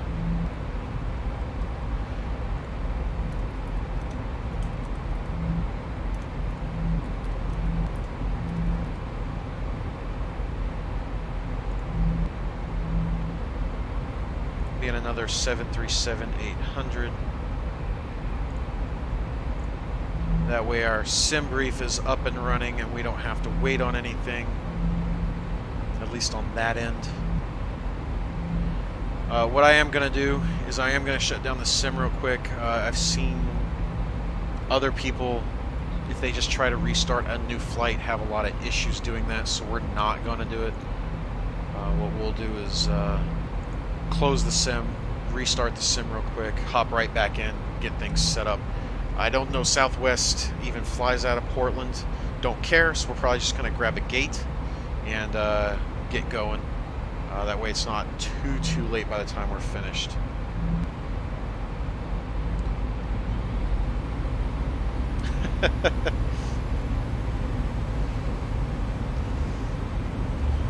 Now, why would you speed up to 250 for no apparent reason? Oh, Zibo.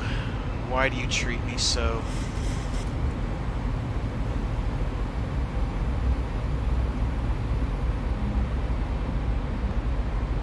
There's the airport. Airport is in sight now. Right there in the middle of the city. Actually, don't know if you guys can see my cursor do that. No, the FMC's saying this Blurgus should be at 240, and we were already at 240 for being below 10, so I don't know why it decided to speed up. Must be somewhere, I don't know. I don't know if it got set somewhere and I just missed it when I switched that approach. Is it? Good. Okay. So yeah, Louisville Airport, right over here. 17 right should be this runway here. On this side of the airfield.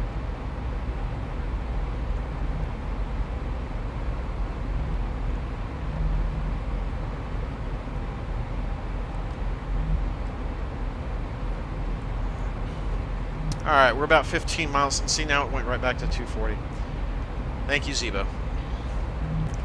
Love the plane, hate the plane. Goodness gracious.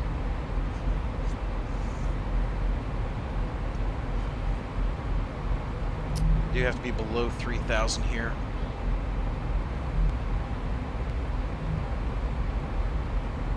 And DJ Mikey Malone, thank you for hosting. Appreciate it. I will take any assistance I can get. Thank you so much.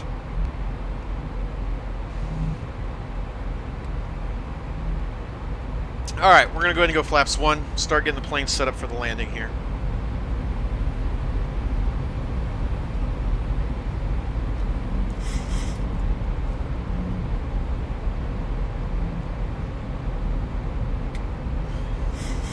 Flaps 2.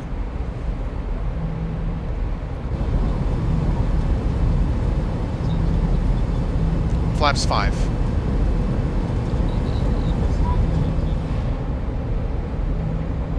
Looking good. We'll leave it there for now. About 10 miles from the airport.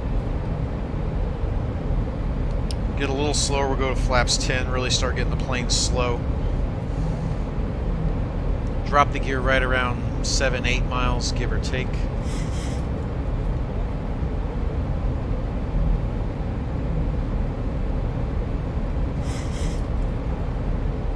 Alright, flaps 10.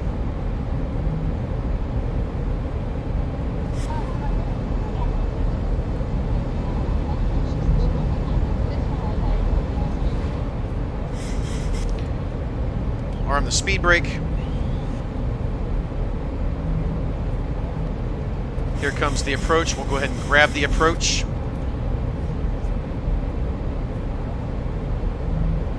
$2,500. Check.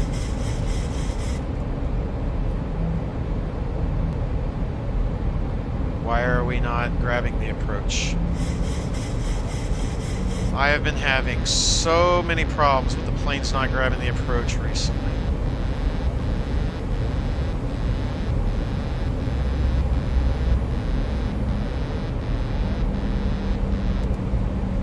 I don't know what's causing it. I need to see if I'm updated on my Zibo.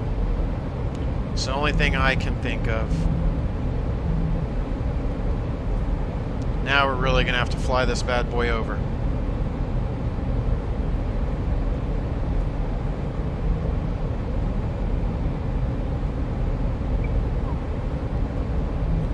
Actually, I wonder if I have a fault on the aircraft. I am almost all the way over on my yoke to stay basically level right here.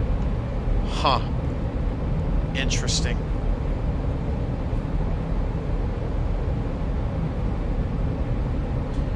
Gear down.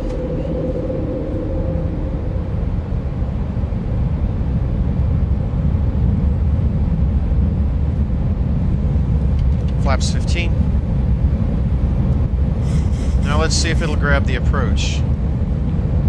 Nope, kicked way over again. Shoot. I do not know what is causing this. Look at that, as soon as I let go. Folks, we may crash on our landing. I don't know what's going on. I wonder if we have an ice issue or something like that. So we're going to turn it on just in case. 1,000 feet, stabilized, Mr. Birch, altitude set. Nope, we are actually not even going to try this. We are out of here.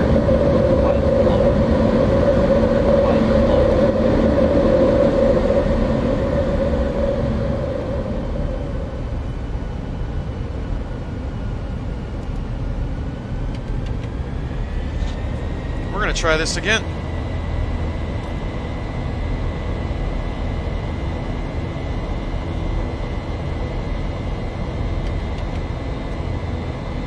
Alright, we're going around. Missed approach. Something is all kinds of funky there.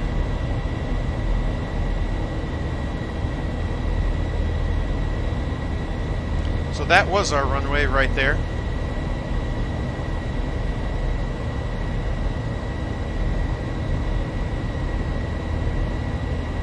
Go ahead and set the speed to 220. Have it hold the speed.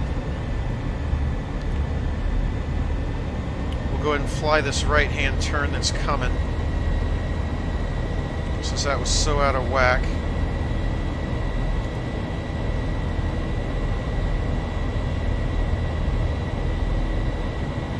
We're going to go heading, select, command. And the climb, I believe, was out to 3. No, no, no, no, no. Come on, airplane. The airplane's officially killing us, guys. No, I did. If you see, as soon as I'm getting off the yoke, it's pulling to the right. Something is completely amiss. I don't know if we've had a flight control surface failure. I'm trying to see. See, as soon as I let go of the yoke, we're nosing, or not nosing, we're pulling far over to the right.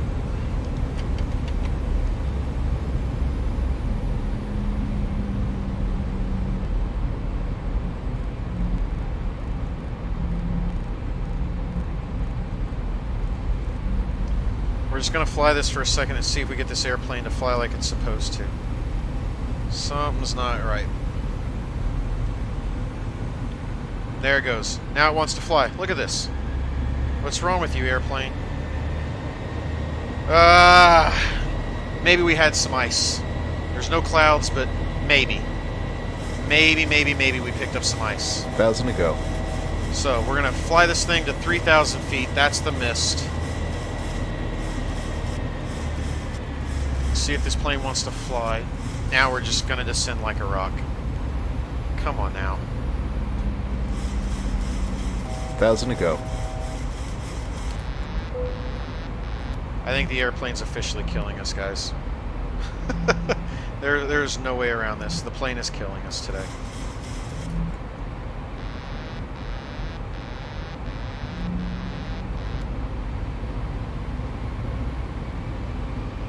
Well, at least it's not turning anymore, so that's good. The only thing I can really honestly think of, we must have had some ice.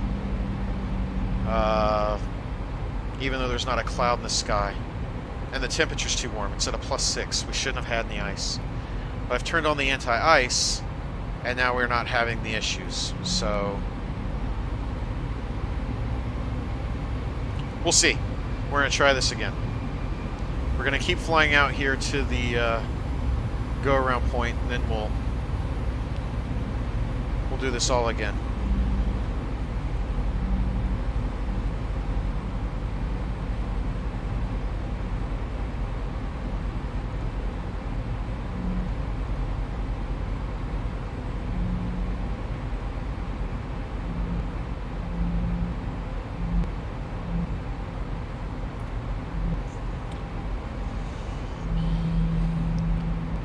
I don't know if I got Zibo'd or what, but this thing is not wanting to do what I ask.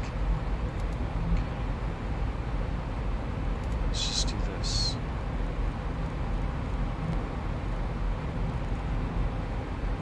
$1,000 to go. Alright. Heading. Let's go ahead and start turning back towards the airport since the plane's 2,500. wanting to behave. 2,500.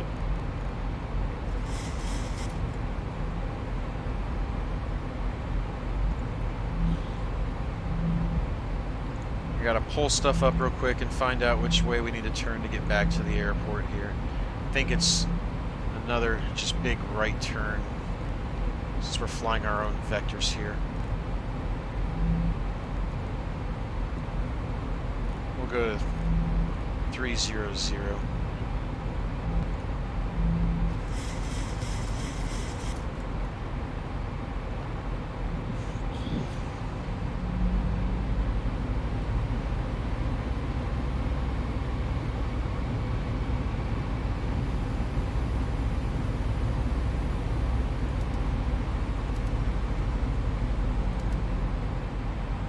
go.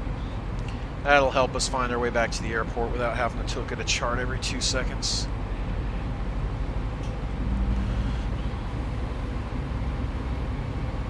Yeah, and I'll double check the ILS, but I'm sure I tuned it. Yeah, ILS is...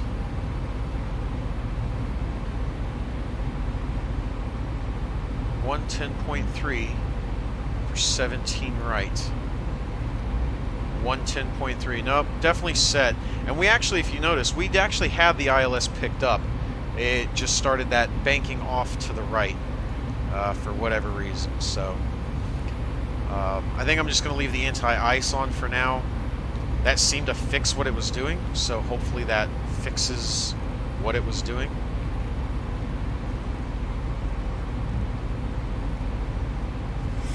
Yeah. Yeah, no, I definitely saw it come across. That's when I grabbed the approach here. Like I said, I don't know. We will figure it out.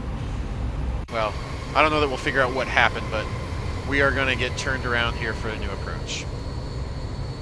Looks like the airport's back over there off our right.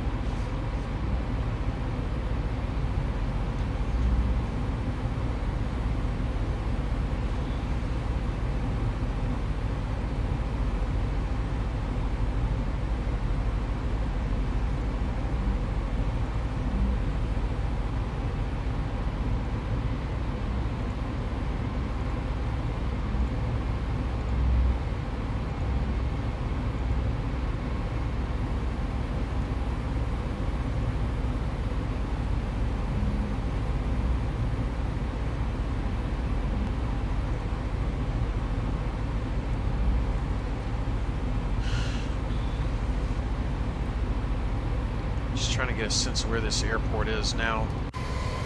This is where having ATC would be extremely useful to get you back to the airport.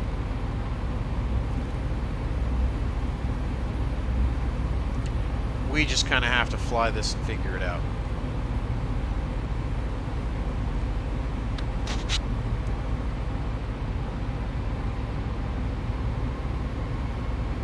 Could actually probably bump that out. Yeah, there's the airport. So we're just going to keep flying. We'll probably actually fly this heading for a minute. That way we have enough time to turn to get back into this approach. Well, this will delay our last flight, won't it?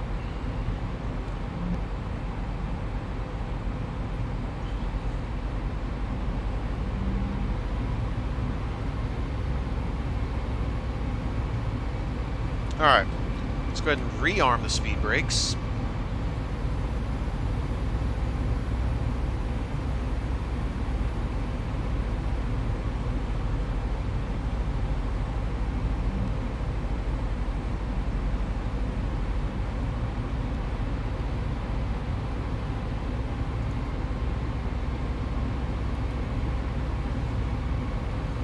Now we're getting the silly warning that we have the heat on when we're up above a certain temperature. We'll go ahead and turn it back off. Hopefully, if that was the issue, that fixed whatever issue we had. I have no idea. I just know I turned it off, turned it on for a minute, and suddenly the plane leveled itself out. So, I wipe my hands of the issue right now. All I want to do is get turned back towards the runway here.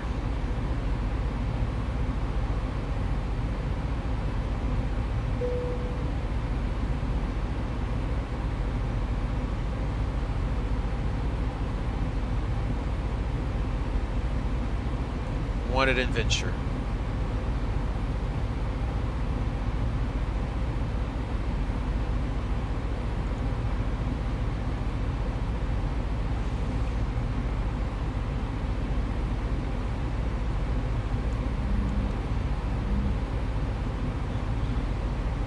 Alright, I don't want to be too far away, so we're going to go ahead and turn into 7075.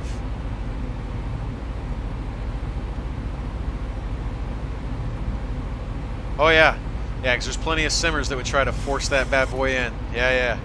Oh, they would have fought it the whole way. No, I'm not going to fight the plane. Not that bad. No. We're going to press that in 1, give it the gas, and get out of there. The only thing I did wrong is I didn't get the flaps up above 15 before we raised the gear. It's the only thing.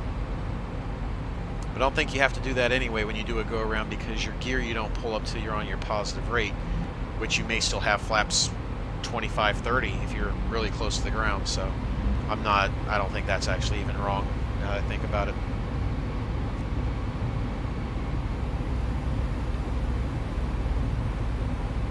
Alright, so we have the approach, 19 miles. Okay, so again, it's definitely got the approach. You know, if I hadn't started streaming, Mikey, I probably would have tried to force it and laughed about it. But I'm not going to do that when there's people watching. I think I'm going to try to do it the right way. But yes, if I was on my own, I probably would have fought that bad boy all the way to the ground and yelled. So I'm with you. I think I would have done it too. Let that have been a Cessna. I definitely would have fought it if it was a Cessna. By God, we're landing that thing. Alright, we're going to slow to 200.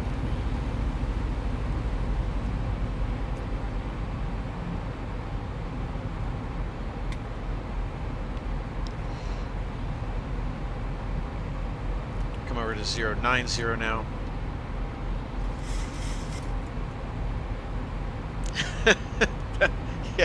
Yeah, and you could probably bounce a Cessna off the rooftop. It's probably okay. It's probably not going to hurt anything if you do that either.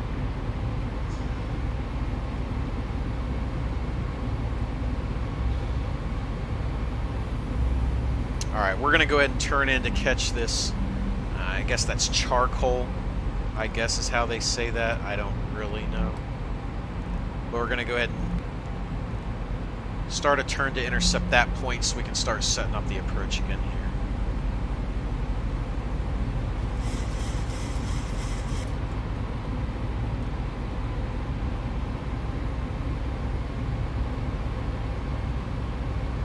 Oh, is it? I didn't even look at my sim brief yet. Yeah, I got the same thing, 120. That's such a quick flight, you just don't even have time to climb. It'll be a good one. It'll be a good one to end on.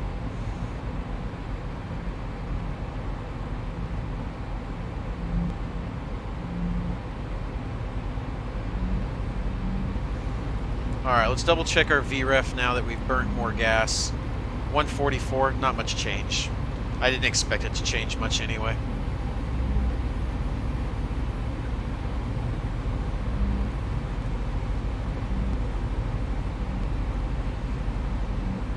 Alright, now I see the airport again, just off in the co-pilot's window there. Should start to get the ILS to align here in a second. We're going to go ahead and go to flaps 1. And we'll start bringing the speed down. And we're going to have to do this the whole way now since we had to fly that mist.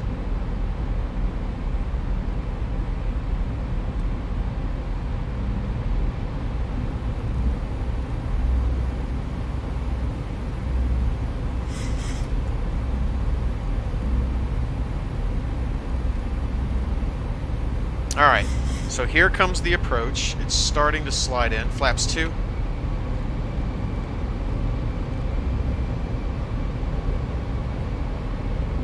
Flaps 5. Now, can you get the approach this time? She grabbed the approach this time. Wait. Okay, that's just the turn into the approach. Okay. That's not the dip we had before. Excellent. Success, everybody. We're safe. We're going to make it. For those of you that stuck around through that hellorific missed approach, we're gonna be okay. We have got it worked out now.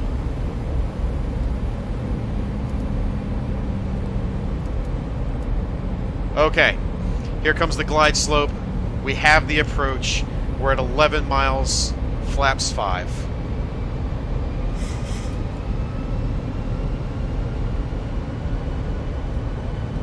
Go ahead and slow to 170. VREF is 144. We're actually going to go ahead and put this to 144, let the plane start naturally slowing down, and we'll add flaps as we slow.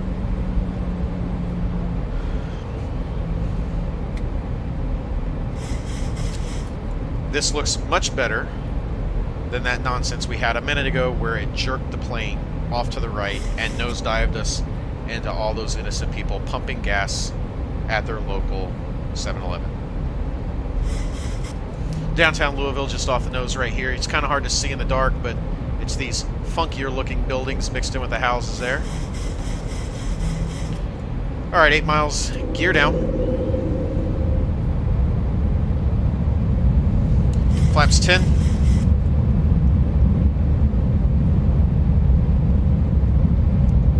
Flaps 15.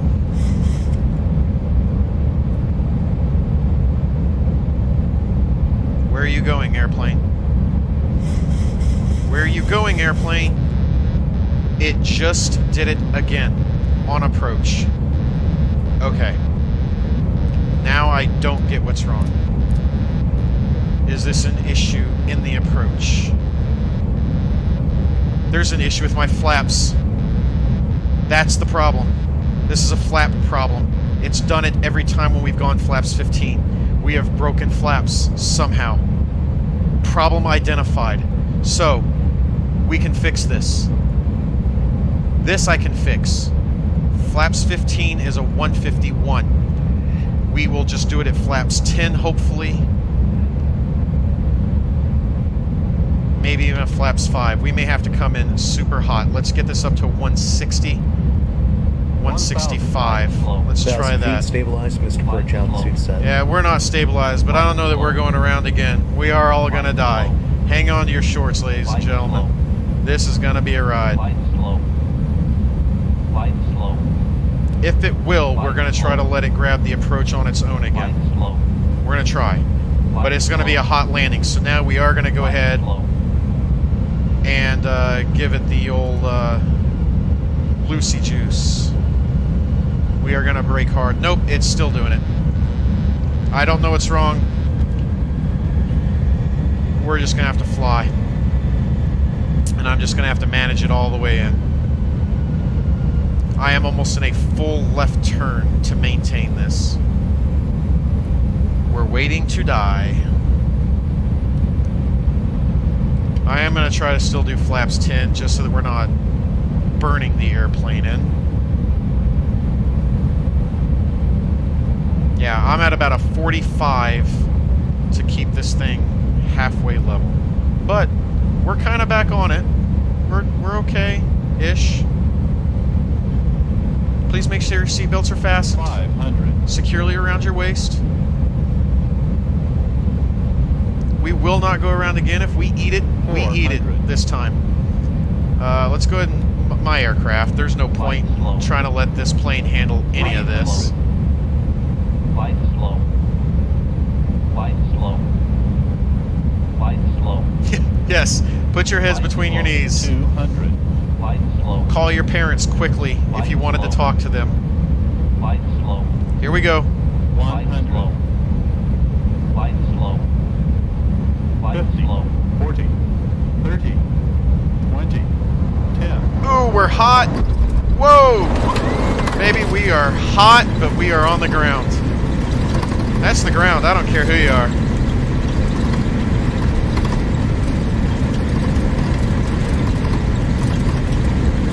I don't care what channel you turned into. We made it to the ground. 80 knots. It's 80 knots. Stow the reversers. Manual braking. Speed brake up, flaps up, what little flaps we had. Whew. Goodness gracious. I did not get to see the final landing right there. I'm just curious. Can somebody type that in there so I know what the heck that ended up being? Landing lights come off, runway turn lights come off. Let's get the APU started here. 1, 2, 3, release. Engines come off of continuous, they can go on to auto. And the position light can go to steady.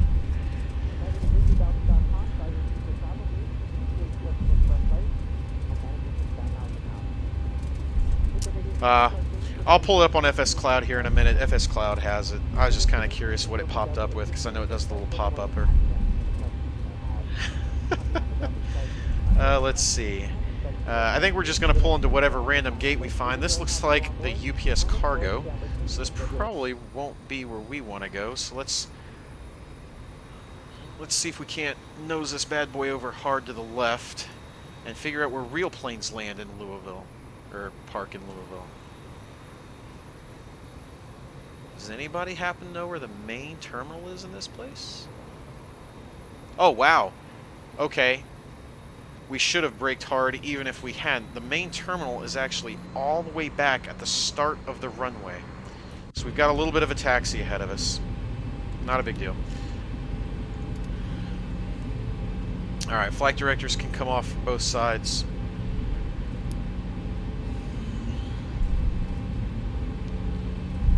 Let's see. Let me get the plane fixed back up here real quick. Alright, APU's available when we want it.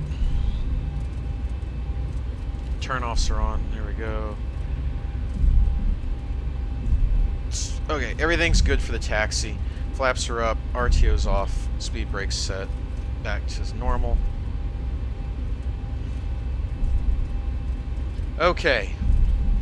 FS Cloud says that was a 517. But we didn't die. With all the problems that Zibo just gave us, we didn't die. I'm almost worried that something may be up with the Zibo. I'm almost scared to do our next flight now. But it didn't do it till we set the flaps, because I think even you guys think, Mikey, correct me if I'm wrong, you saw that the plane leveled itself out and wasn't diving anymore. So I think maybe it's a Zibo issue.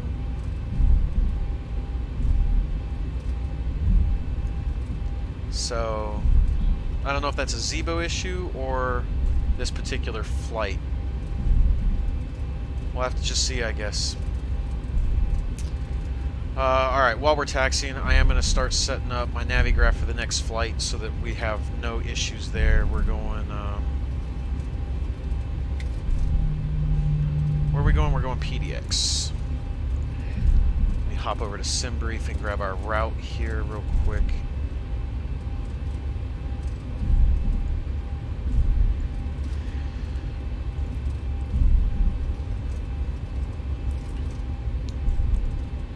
I don't want to spend forever on it while we're here, but I am going to drop in and do one replay from the outside view just so I can see what that ended up looking like.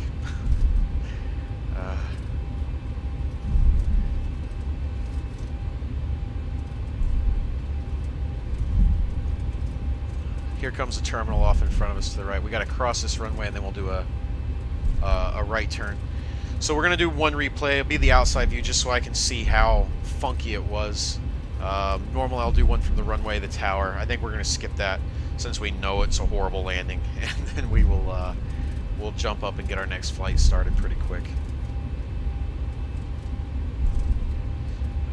But you said you don't have any FS Cloud or anything like that? If you do, I'll start mine up and we can fly. If you don't, that's okay. We'll just fly the route at the same time.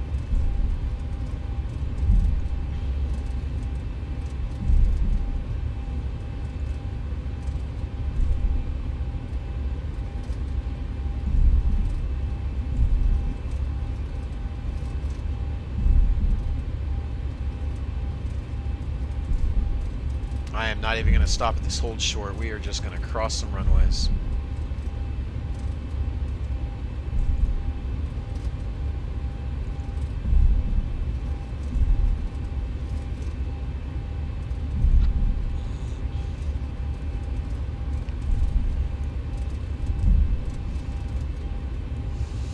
Alright. Wing lights can come off. I know from working at an airport, most airlines leave their tail lit up even at the gate, so we'll do that. I'm going to take this right turn right here. We'll find us a gate. Not a payware, this is a generic airport, so there's not going to be any auto gate or anything. We're just going to pull up and park her. wherever we find a spot here. Looks like we're going to swing back left and maybe pull straight into this gate here.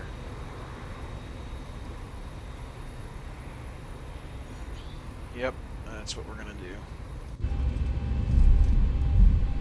So let's go ahead and kill the taxi light so we don't blind anybody inside.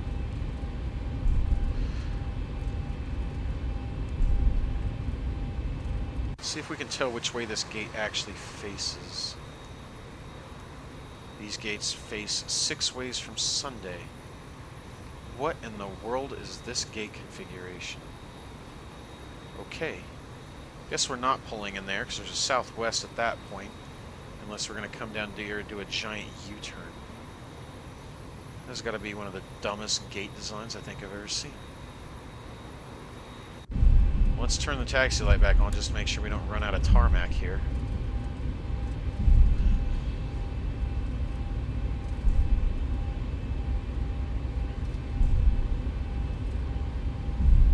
And we'll go ahead and spin the U-turn here to grab this gate.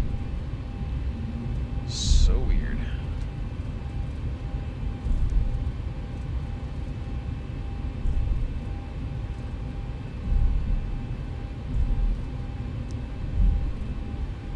Turn that back off now.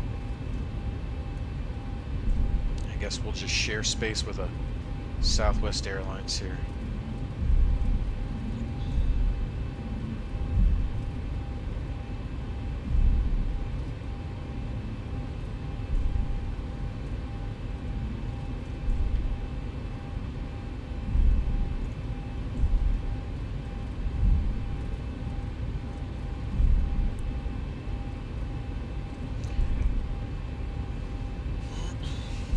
Stop close enough for the stupid government work from that landing. Engine 1 come off, engine 2 come off. Go up top, get on APU power. APU bleed can come on. Fuel flow can come off. Hydraulics come off, yaw damper can come off. All the anti-ice can come off. Window heat, left side, right side, and pitot heats can all come off. Anti-collision light come off, and position light can go to steady. Alright. So we'll watch a replay real quick. Go ahead and toggle replay mode. We'll back up.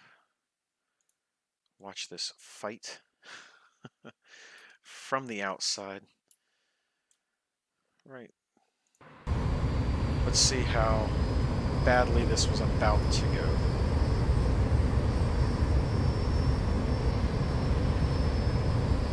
The struggle is real. Look at that.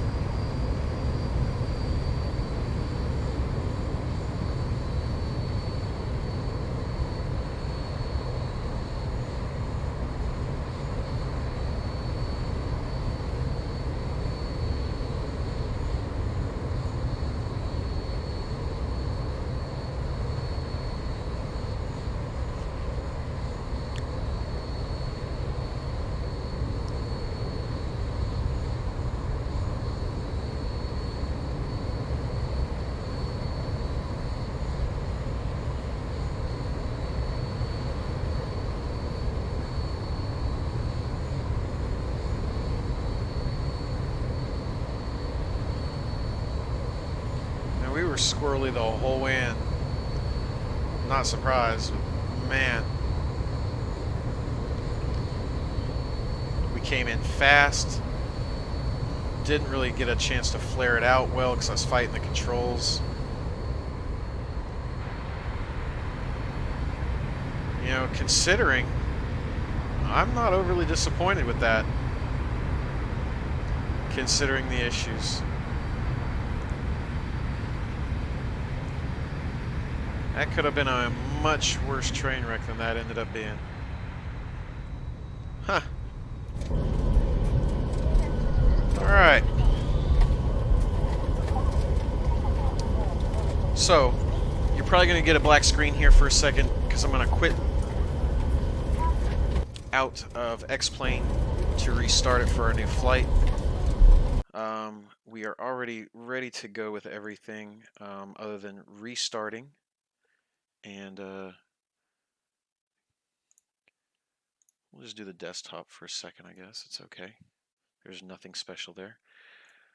We'll restart here in just a second. I got to reset up Project Fly.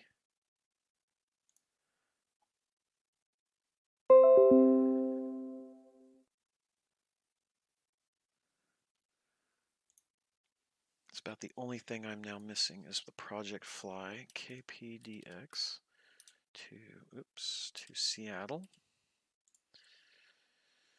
Let's see. Yep, Southwest doesn't do it. Not a surprise there, but we're going to use our Southwest plane because I like that plane.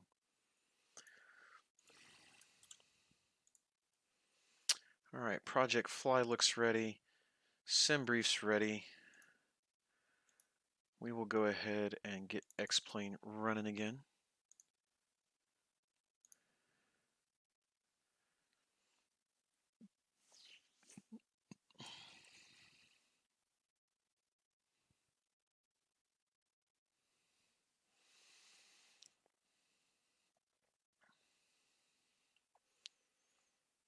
All right, everything should be booting up. You should see the boot up screen there. We'll be doing a new flight. We're going to switch off the Delta. We're going to go grab my Southwest aircraft, and we're doing KPDX Portland. Since Southwest doesn't fly out of here, I'm just going to grab a gate. I don't care where. And the only thing we're going to do is we're going to try to fly this at noon in bad weather, apparently, because it's Portland, Seattle.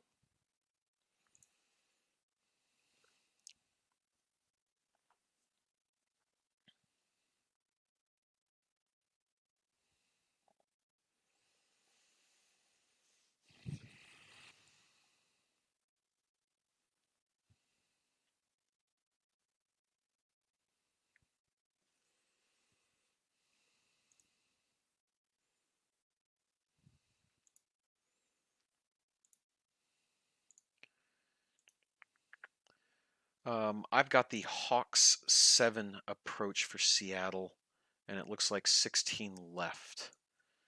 So that looks like what we're going to be planning for is 16 left with the Hawks 7.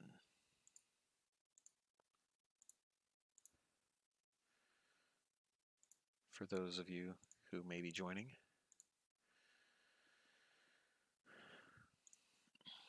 I don't know if you got the same one, but that's what I've got. Read the scenery. Come on, Sim. I definitely need a be right back screen.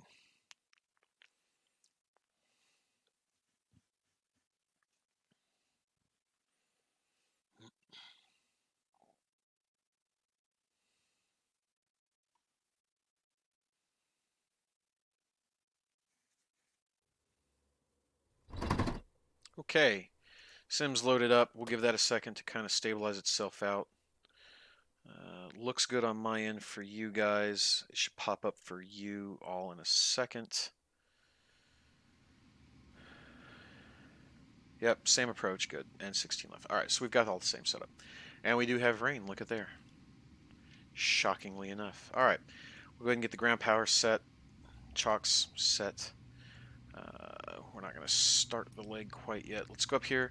Main power on, ground power on, emergency lights on, seatbelt sign can come on. We'll go up top, we'll start aligning the IRS. Good. We're going to go ahead and turn on the hydraulics left and right and set the yaw damper. They do this so that the co-pilot can go outside and look for leaks. There's actually a reason for that. I know some people think that you shouldn't do that until the systems are running. Oops, wrong button. That's okay. We'll let them clean for a second. But a real pilot has told me that they do set that so that they can check for leaks while the plane's on the ground, because it would be squirting everywhere, and they would be able to see it. All right. My fuel for today is 11.2 with a payload of 41 even. Interesting. Sure. Heavy payload. That'll be okay. Go back home, we'll go ahead and start the legs, start boarding everybody on the aircraft. We'll set the lights, let them know that the aircraft is now occupied. Flight level is 120. We'll go ahead and get that set. We're going to go ahead and start setting up the FMC. So, FMC, initial position, we are at KPDX. I don't care about the gate. We're going to come down here, we'll grab the left GPS, drop that into the IRS position, KPDX-KSEA. We are planning departure on 10 right according to SimBrief today.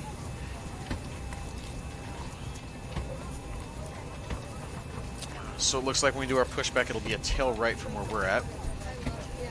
Probably be around an 11 when we depart. Zero free weight of 132.3. Let's just check that with SimBrief to make sure that's about where we should be. It is. Pretty close. Reserves 3.4. And a cost index of 68. So high cost index, which makes sense because we're flying low and not very far. Flight level 120 for today. The winds at 120 are 318 at 26.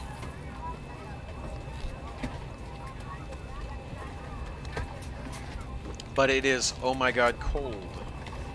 Icy deviations of minus 8. Almost got it there, didn't I? Minus 8. Transition 18,000, good. In one limits, grab the outside air temperature. It's a +6. We'll derate that just a little bit. We should have plenty of room. Takeoff will be a flaps 5 takeoff. Center of gravity is a 479. Bring this back just a little bit. Right about there. For the runway, the runway is currently listed at dry with winds at 180 at 5. Excellent.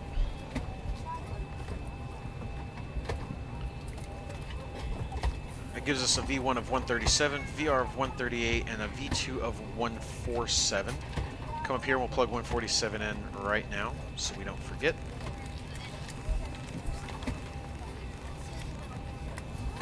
Alright, coming back down. We'll go ahead and set the departure. We don't have a departure. Okay. Looks like we go straight into our route, and we're going direct to Kuga. This is Charlie Oscar Uniform Golf Alpha. From there, we go direct to Krieg, which I believe is the beginning of our arrival into Seattle. So that's Kilo Romeo India Echo Golf. Go ahead and grab that. Check the approach. Arrival. We're looking for ILS 16 left. The Hawk 7. And there is the Krieg. Let's see if we need to grab one of these other transitions off of that. Let me switch over to Seattle. Not Portland, it's Seattle. Let's look at the charts here. Let's see. Do we need Griffey or Pay?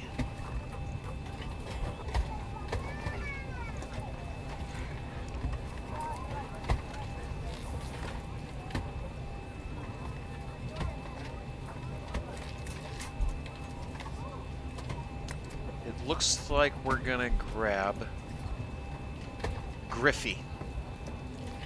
Unless I'm reading something wrong. Griffey will be our point. I actually don't even see Pay. So Griffey it is, unless somebody sees something different and wants to correct me on that one. Griffey will be that position. So we'll go route, activate, execute. Let's go into legs. Come up here to planning mode. Step through, we're going direct to Kuga, then to the Krieg, Hawk, Line, yes, Pikes, Coffee, Breathe, Nets, K-West, Fashion, and then a vector to Giffey. Let's zoom out just a little bit. we will get rid of the vector and fly direct to Giffy from that position. That's not that much of a turn to handle. Giffy, we then turn into Hetzler, and we're on the approach. Good, looks good. Go back over to the map. Let's go back up top. Let's go ahead and get the gas going. Start the APU. 1, 2, 3, release. Let's see, tail right on the pushback, easy enough.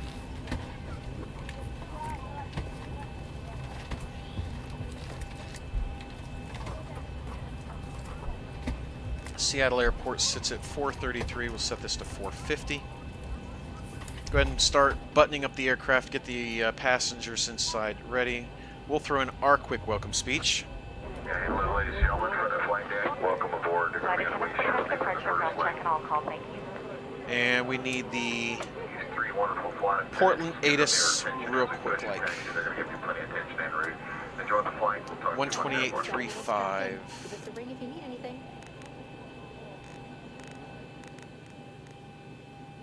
Portland INTL information Zulu. 1900 Zulu weather. Wind calm, visibility 9, rain. Sky conditions 4,300 scattered, 6,300 Ground to cockpit. Plan acknowledged. Call me through the menu when you are ready. Switch over to APU, bleeding come on. Packs can come on. 28 right, 28 left, 03, departing runways 28 right, 28 left, 03. What are the winds? The winds are calm.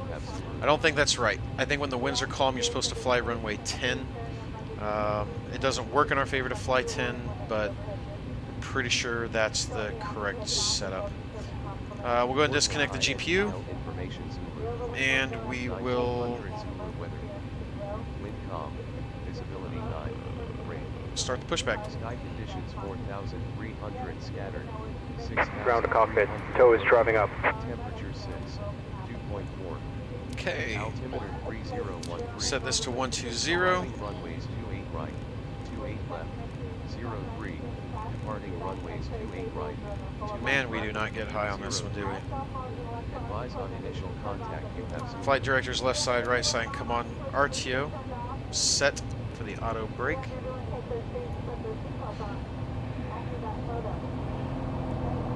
And what was the altimeter again? 3010. 1900 Zulu weather. Wind calm, visibility 9, rain. Sky conditions 4,300 scattered. Yes, it should be rounded to the closest 50. So basically the one Seattle's at 433, you need to be at 450. Yes, that is correct. You want to go one of the basically the one setting above is the proper way. If it was like at 107, I probably wouldn't go to 150. I'd probably leave it at 100. So I round it just like real rounding. So basically 25 is my cutoff. So basically anything over 25 we round to 50, anything under 25 I round down to the lower altitude. But yes, that's how it should be set. Sky conditions 4,300 scattered, 6,300 broken, temperature 6, 2.4, altimeter 3013. Tow connected and bypass pin inserted. Release parking brake. Okay, let's get rid of the ATIS. Release the parking brake. Starting pushback. And you may start engines. Excellent. Packs are going to have to come off even though it's a little cool in the airplane. And we will go ground on engine number 1.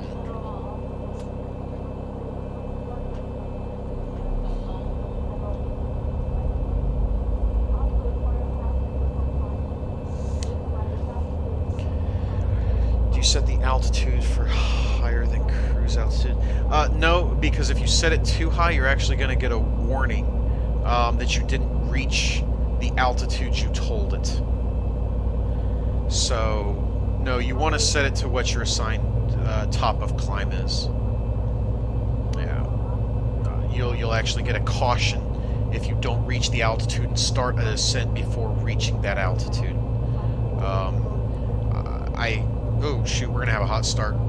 Wasn't paying attention. Holy cow. Hot start. Whoops. And I think that has to do with if you look here at the pressure gauge, I'll zoom in on it. You have the inside gauge, which is a smaller needle, is the inside altitude of the aircraft. Obviously, you don't want it to get above 10. That's a problem. Usually sits at about 7,500. This differential is the difference between your inside and outside pressure. So it's knowing what altitude you're going to get to help that pressure differential. So if you set this different than where you're going, it can affect what the plane's trying to do to pressurize the aircraft. That's the reason for it. All right, over to ground on engine number 1. Pay better attention this time so we don't have a hot start.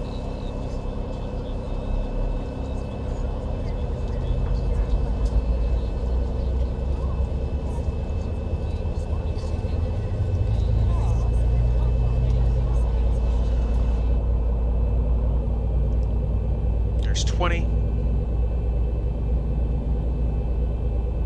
25, introduce the fuel. Let that engine spin up and get going. Looks like we had a little bit of a drop Operation frame complete. there. Set parking brake. It's probably when we were playing with things.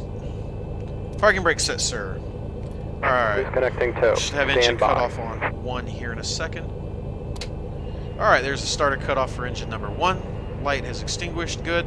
We'll come over and go to the power on engines 1 and 2.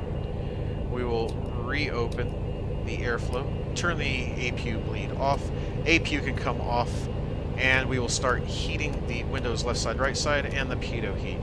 It is raining and cold here. Yep, you can disconnect. Thank you, sir.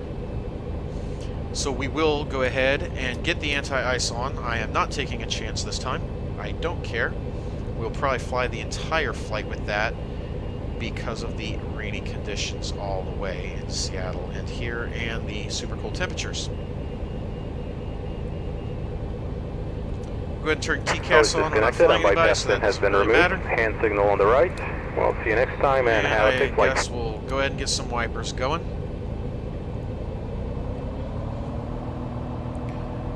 Wait for him to get out of the way. Go ahead and set flaps to 5. Now the engines are running. We'll go ahead and arm the auto throttle. Wait for our pushback engineer there to take care of things. Alright, so Project Fly is up. I actually want to try something in the Project Fly command here because I haven't done it and I want to know if it works, because I don't know if I set it up correctly. We will see.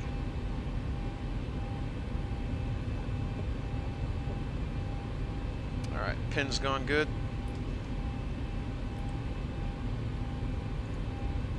Apparently not. Apparently I did not set the bot up right. So, another note to self of things I have to fix. Okay, before we start rolling, switch to lower display. Check flight controls: full left, full right, full forward, full back, left rudder, right rudder. Excellent.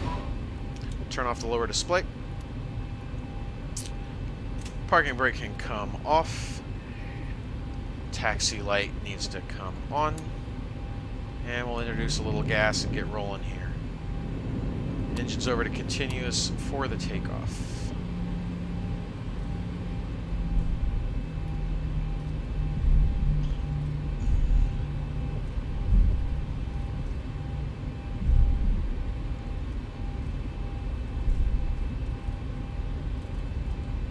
I actually don't know that I've ever flown out of Portland, so I'm going to have to pay attention to the charts here to find the taxiways.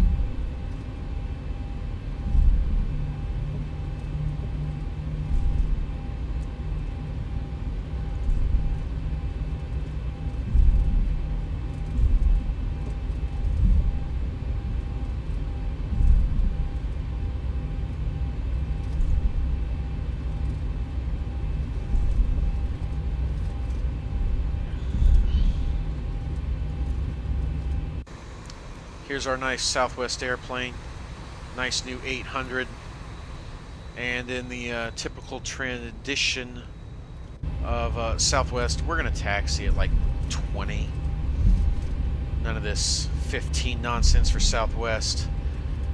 We don't play around. When we're planning to fly, we fly. That's all there is to it.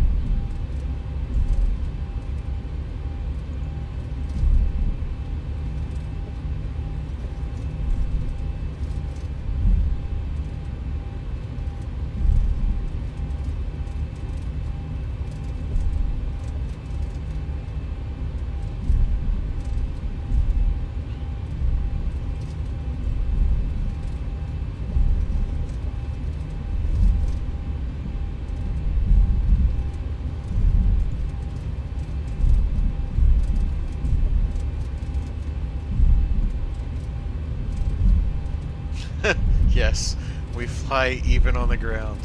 And if you've ever seen a Southwest taxi, it's true. Those guys do not play around on the ground. Man.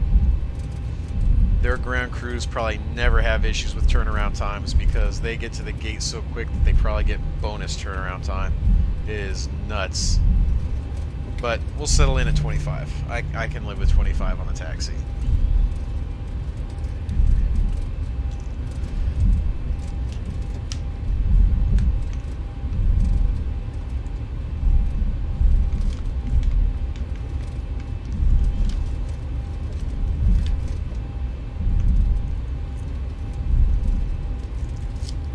I'm eating more Christmas chocolate because it's technically the holidays and I'm going to continue to put on weight. Excellent. Some more people join us. Those of you joining us, we're on the last flight. It's going to be a quick hop. We are doing Portland to Seattle. Excuse me, Portland to Seattle.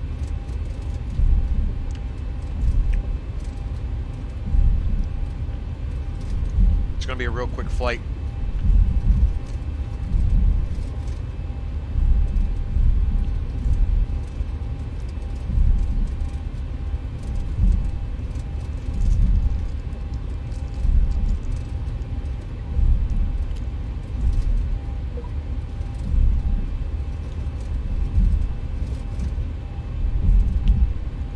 Like the end of the taxiway is rapidly approaching.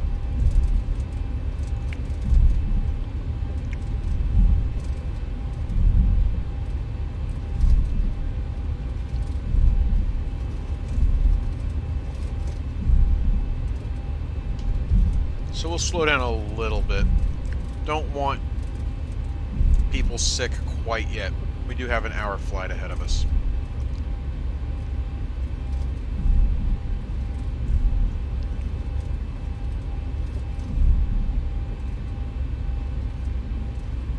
Flight attendants would not be happy with us if we played roller coaster on the taxi.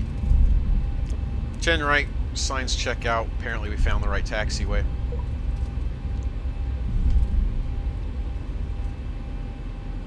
Pull up real quick. We'll hold short just for a second here to make sure the aircraft's configured for takeoff. Looks good on the outside. Notify the crew.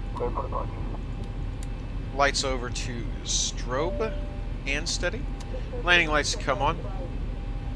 Do a quick panel scan. Okay, the cabin is secured. Have a good Make flight. sure everything's set up properly. Fuel pumps are on. There's no reserves, or there's no center tank fuel.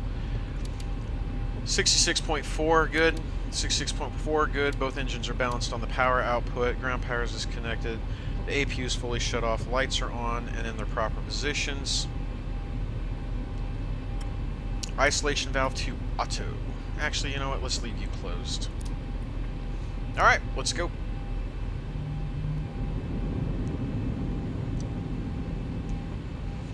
Leaving the anti-ice on probably this whole flight because it's only 6 degrees above, and anytime you're under 10 you're going to want that on if you're in the clouds and rain because things can freeze to the plane.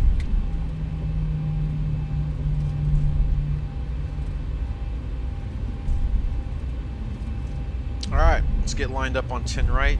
We'll do a pretty quick left turn to get onto our course as soon as we clear off the runway down on the other end.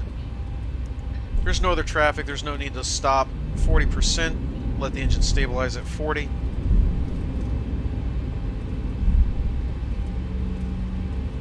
Looking good, 39. Good. Toga.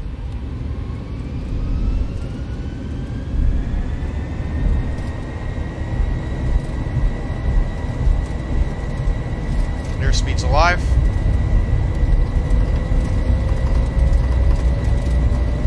$80 knots. Checked.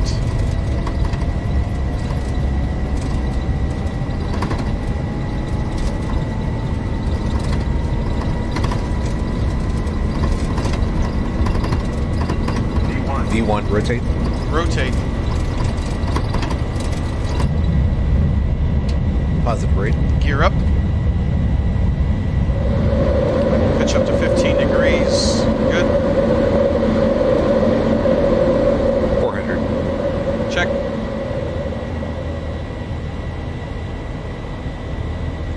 Go ahead and get LNAV and VNAV ready. Don't really need wipers now. There's nothing in front of us but sky. 1,000. 1,000. We're going to start our turn. And we'll start bringing up the flaps.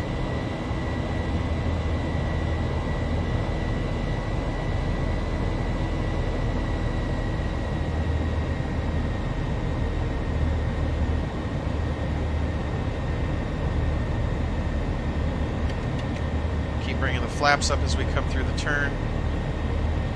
Still at flaps 1, not quite to 200 yet.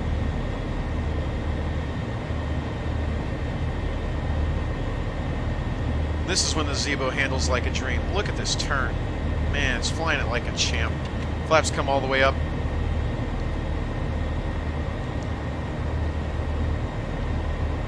I think the aircraft can handle it now, so we'll go ahead and give the autopilot over. Gear can come off. Auto brake can come off. Let's just look at this nasty weather coming out of Portland. Horrible weather. There goes Portland Airport, right there off the left wing. Get a view from the passengers here. We didn't get too much of this on the last flight because there wasn't much to see. We flew at night, so there's no scenery. Probably won't be much to see on this one because the ceilings are at like 1,000 feet the whole way, apparently, as we start to climb up through the clouds here. It's getting very gray very quickly. Go ahead and keep the terrain radar on for this one, not the weather radar, just because there is mountains. And we are flying at only 12,000 a day. We are not getting up very high. So we'll be using terrain radar today. Weather radar never seems to be accurate enough as it is.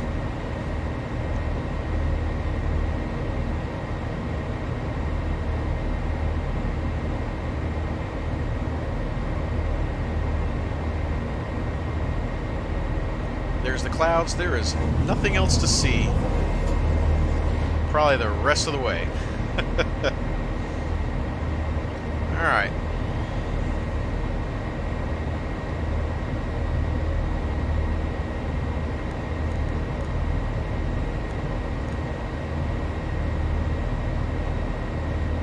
Just looking at the ATIS in Seattle. Visibility may have gotten a little better. It's up to 10. It was at 9. Broken at 11, overcast at 2200. Temperatures 4, dew point at 3, altimeters 3012. So we'll see how that plays out in the long run here. Very quick top of climb on this one. We're only going to 12,000.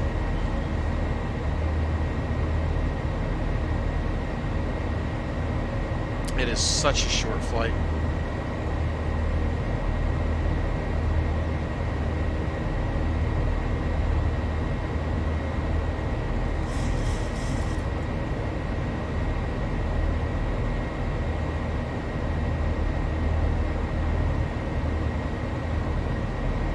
Yeah, so Project Fly says 24 minutes till we're on the ground already. So this will be a very, very quick flight.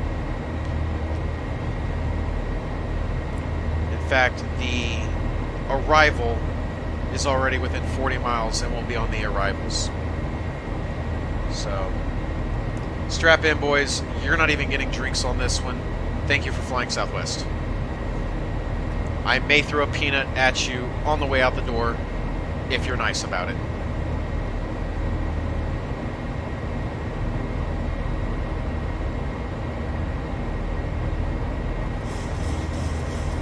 This flight's so short, I don't think your bags would fly free. They would lose money. Do we have an altitude restriction there that I missed? No. Look at that. So I'm just going to show you guys this. We just make our required altitudes of above 12,000 with our flight. It is that low of a flight.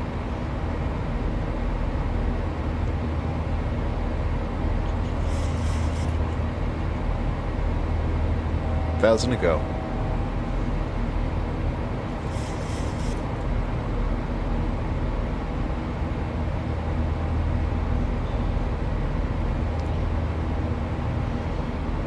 So I'll leave you with the outside view from the pilot's standpoint. There is nothing to see but clouds. I honestly don't think we're even going to break out above them. I think we're sitting literally right on top of them. Yep. Literally right on top of the clouds. So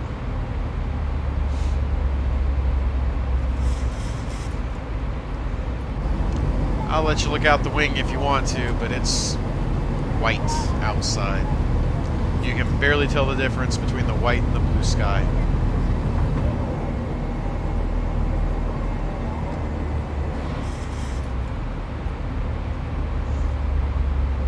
Let's just go see how far our top of descent actually is.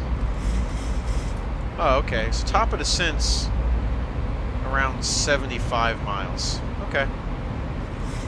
Alright. So we probably could have gotten to like 15,000.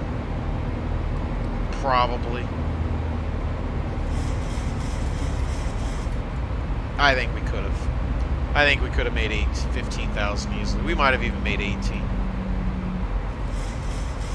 Because that should be the top of descent right there at the 80-mile mark. Yep. Speaking of the devil, since it's so close, let's go ahead and set up for the arrival. ATIS to Seattle's 11800. I don't need Portland anymore. Oh, I switched that off, that's right. 118.0, and the localizer is 110.3. Oddly enough, we already have 110.3. That's almost a jinx. Mikey, if you jinxed us by getting us the same approach frequency as the approach that just tried to kill us, I blame you. Yes, I will blame you for that.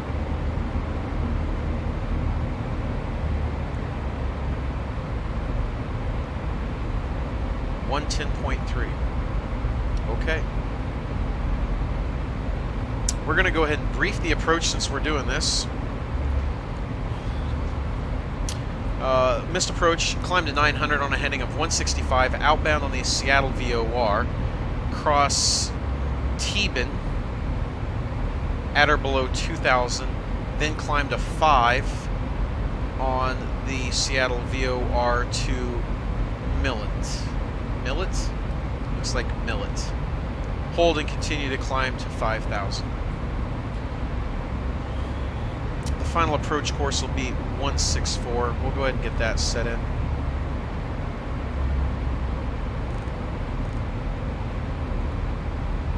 And it looks like I'm starting to get some loading, so I bet that's my Seattle airport that I bought for Christmas.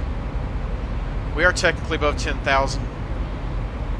Yeah, we are definitely having some issues there. Okay. Wow.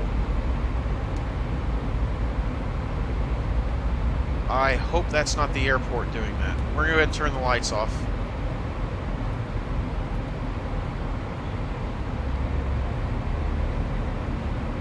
At this altitude, the plane can barely even trim out. Look at this. It is struggling so much.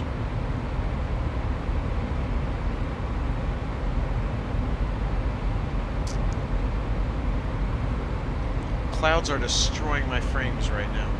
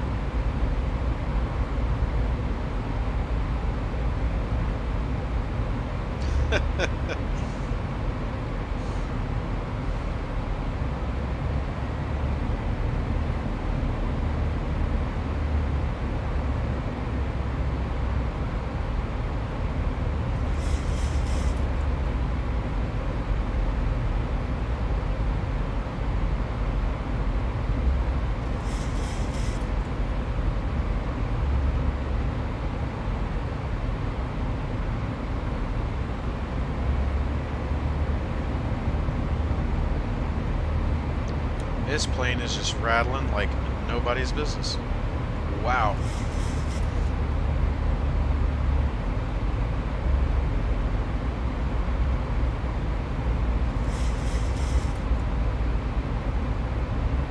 You're at Coog already, okay.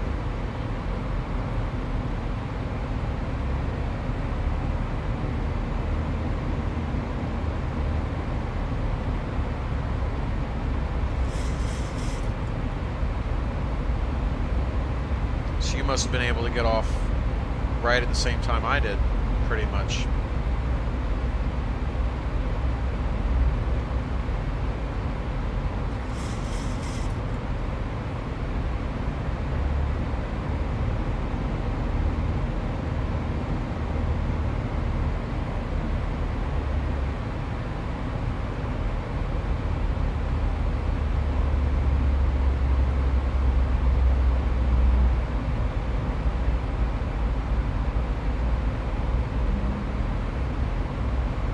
Oh, okay.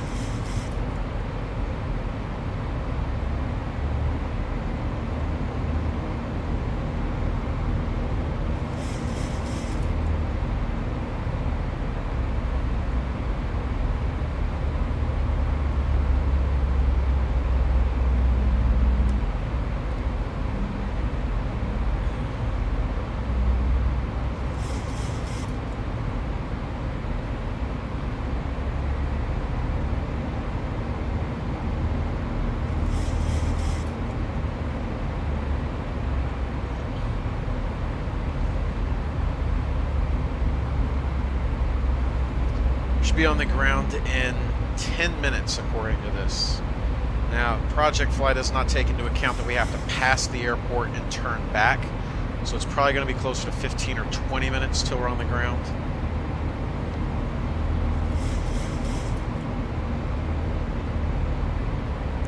Project Fly literally does direct to and from, so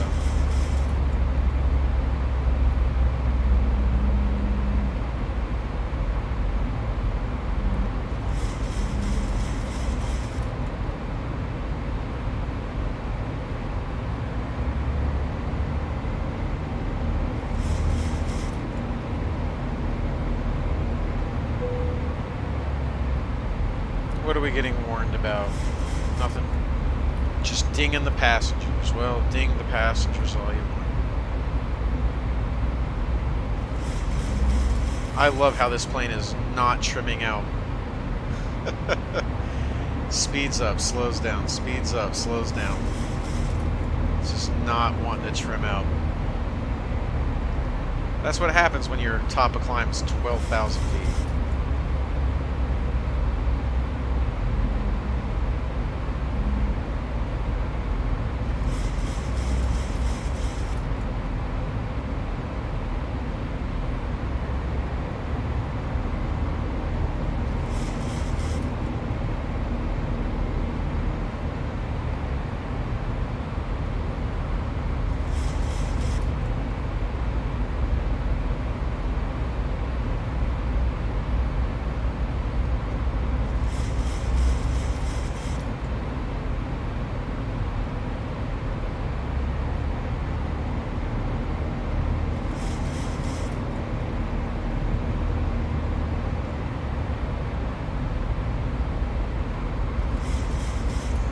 Alright, top of the descent's about 35 miles out.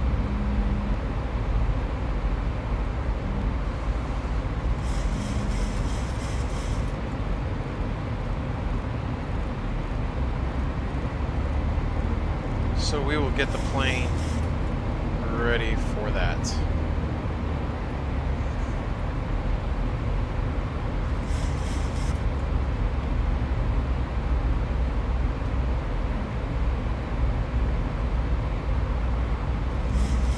This would have been a good flight for something like a Dash 8, not a giant 737. But it's okay, because we've got our nice little Southwest that's porpoising through the clouds right now.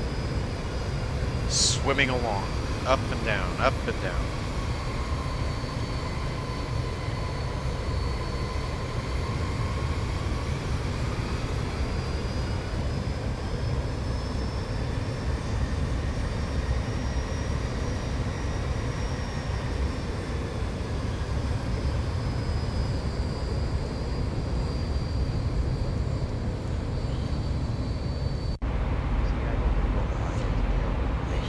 Alright, altimeter 3011, we'll go ahead and set that.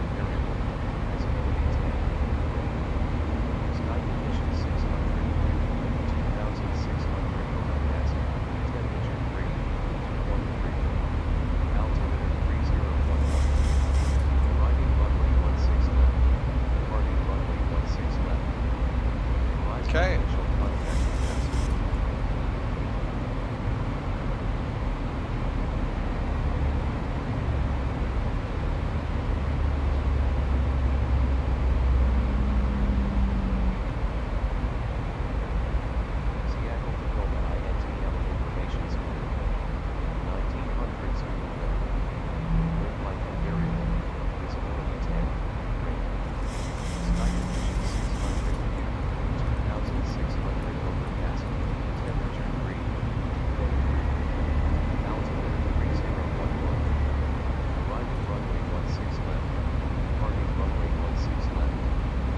Alright guys, we get ready to make the approach.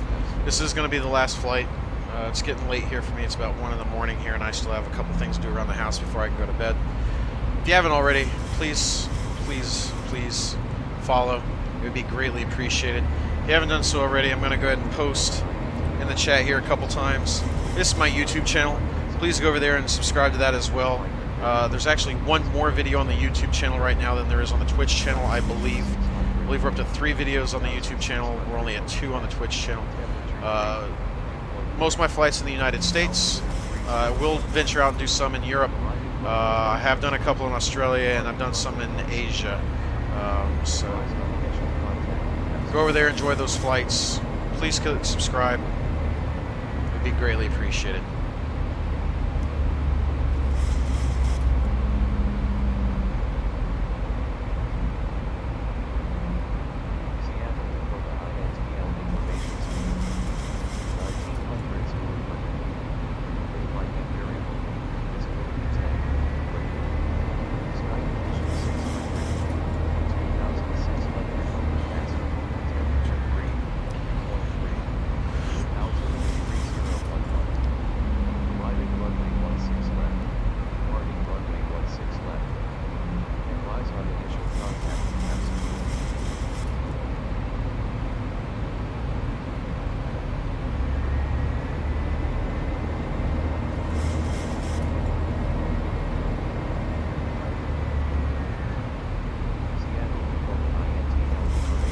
Top descent's about 14 miles. 14 to the top of descent.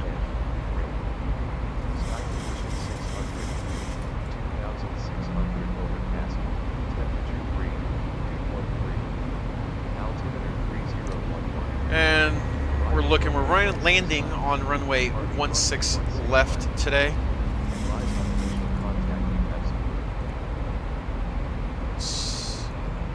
16 left, right there. 16 left is 11,900 feet. The terminal is actually all the way towards the end. So we're only going to need to auto brake of 1. We don't need to brake very hard. We'll roll it out almost to the terminal, turn off the taxiway, and basically be at the gates. We'll probably park right in the middle where that nice glass window is. I don't know if that thing has a name, but it's cool looking.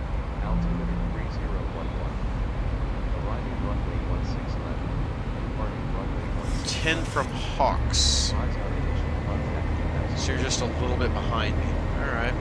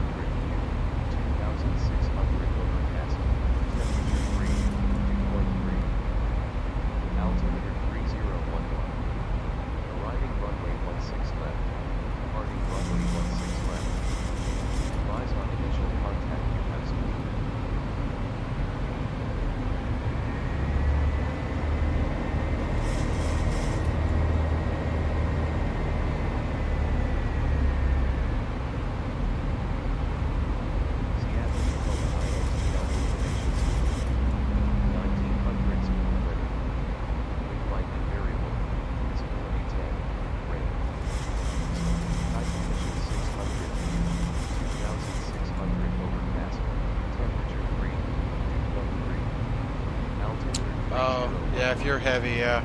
Arriving runway That will definitely do it. Departing runway 16 left. Advise on initial contact with vessel. Alright. We've just hit top of descent.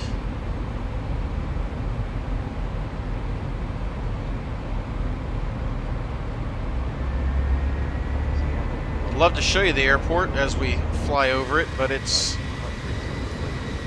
down there in that mess below us.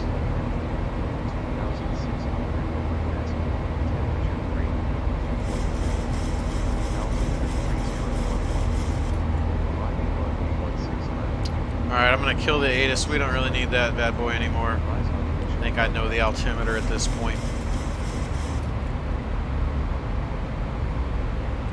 Why did we speed up to 300 to descent? Oh, Zibo. Alright. Flaps 30. Speed will be a 146 with flaps 30. We have to be below 11, above 10 at Breve. We are well within that. We have to be above 7 at K West.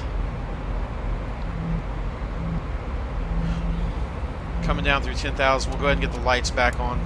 With all those clouds, it's probably going to be dark, so we'll turn on all the lights. Oh, look at that. I completely forgot to even take them off continuous. This was such a short flight. Oh well. It won't hurt the engines. We're currently 16 miles from the airport. We're going to have to drag to make that 240 at 10,000. Our distance to the airport on that ILS is going to get smaller, smaller, and then bigger because we have to go past and turn. So, is what it is.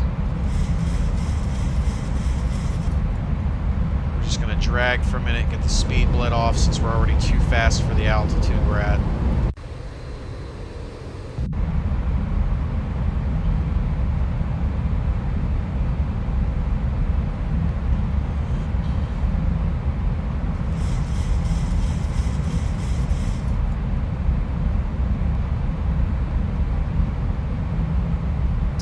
Remember, below 10, you have to be 250 or under.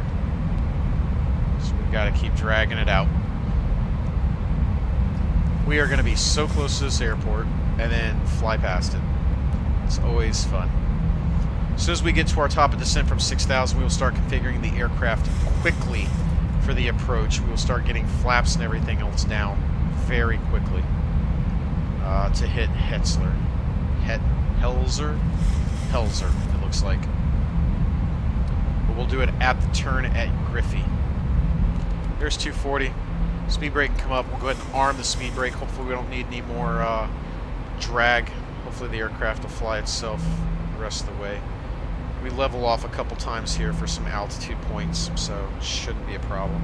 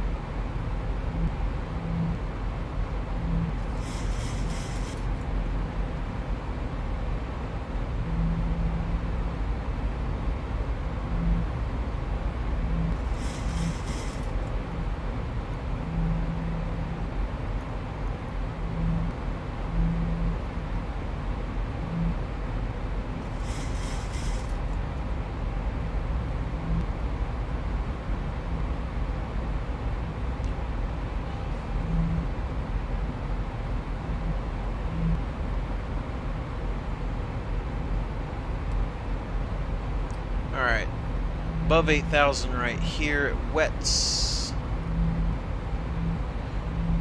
Let's check our ATIS. That looked like a weather reload. Let's just double check it. It was. We now have Alpha, not Zulu. Still landing 16 left. And the altimeter is still 3011, so we're okay. Alright. Turn that back off. Hopefully we don't get another weather reload before landing. Bounces all over the place. Alright, next point is above 7. So we're looking good there.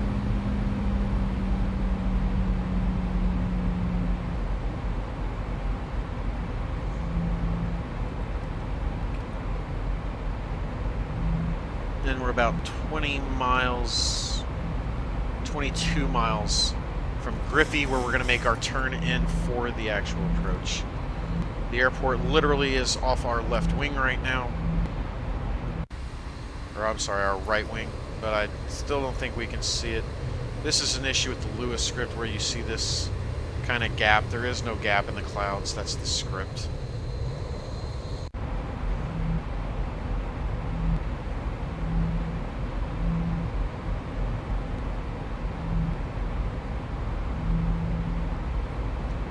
Alright, we have to be Vashi at 6, Hetzler above 4, and then we have to be below 3,200.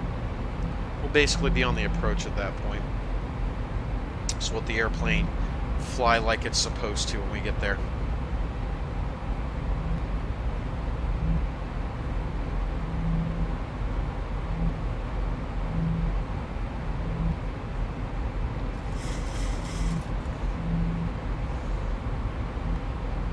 Yeah, we have to hold 6 through Griffey. Okay. Plane's going to slow to 210. Looks good.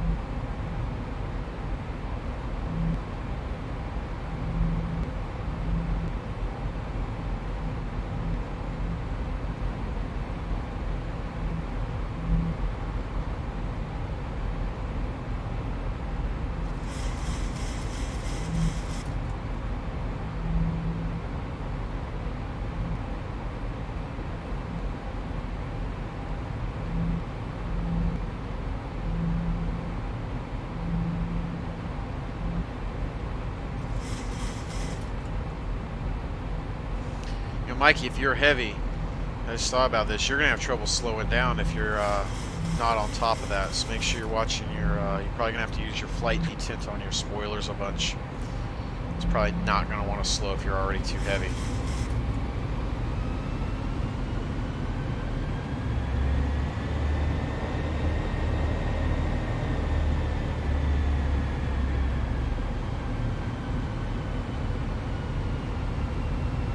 Yep. I just thought about that.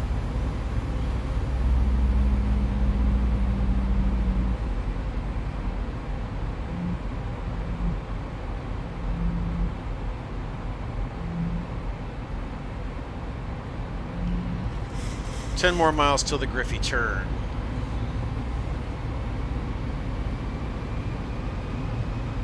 We'll start descending down through the clouds. Hopefully we break out of them, that way we can get some good views of this nice Seattle-Tacoma airport. It's a really nice airport.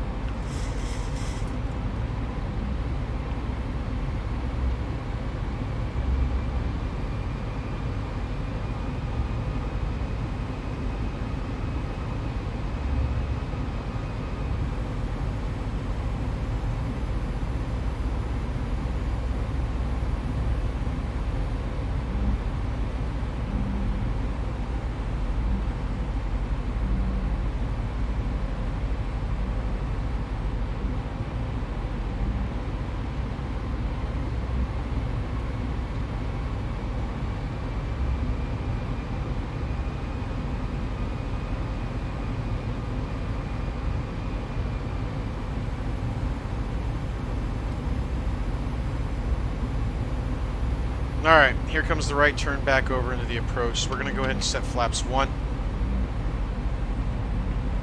Let the plane start really slowing down here good. This approach is going to come up very quickly.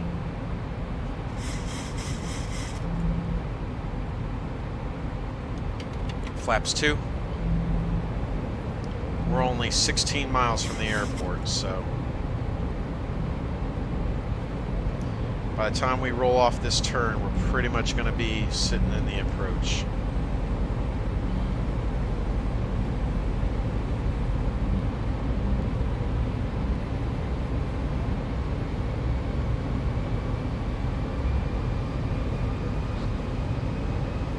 And we'll go flaps 5. Looks like the terrain's clear. I'm going to go ahead and kill the terrain radar. I am going to pull up the weather radar just in case so I can see if there's any rain or anything as we're coming in. You can go to flaps 10 at 210. We're well below 210. So we're going to go ahead and flaps 10. And we'll hold it at flaps 10 till we're definitely on the approach here.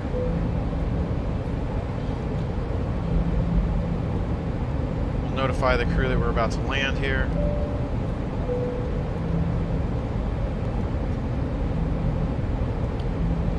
Hopefully this scenery file doesn't give us too many issues. I changed a setting and I'm a little bit worried about it. We'll see. We'll see how it goes.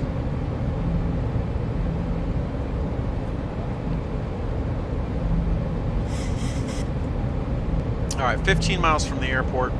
Still slowing down. Flaps are set to 10. RTO is set to 1. We're looking for 169. The plane is starting to slow. We've got to be above 4,000 here at this point. Coming up Helzer. We don't really need any drag. We'll be okay. We'll drop the gear here in a minute. We'll really bleed off some speed then.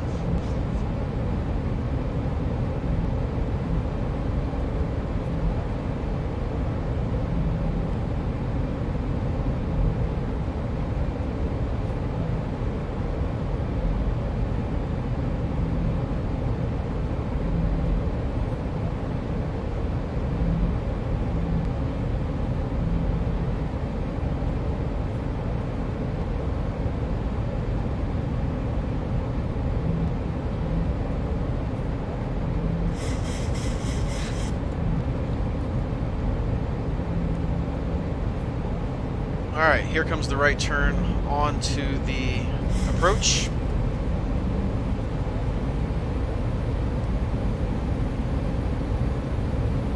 And let's go ahead and grab the approach. Wow, the aircraft has grabbed the approach just fine. Here comes Seattle out the front window there. Just caught a glimpse of it through the clouds. Let's pop outside real quick. See if we can't see that as we descend through the cloud base here. There's the needle. Seattle below us. We'll get some better ortho here over the weekend. Downtown Seattle coming off the right wing, looking great. Don't have a lot of time to spend staring at that. We've really got to get ready for this landing, though.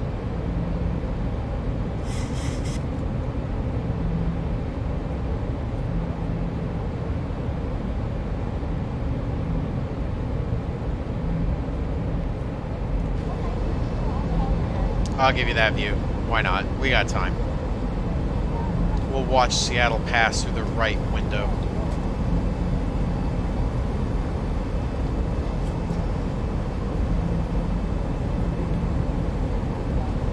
Looks good.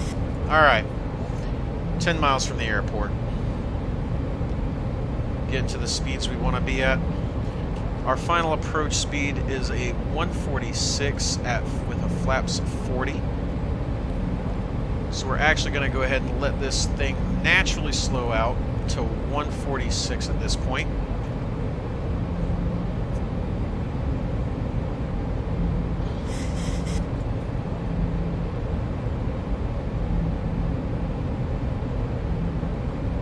$2,500. Check.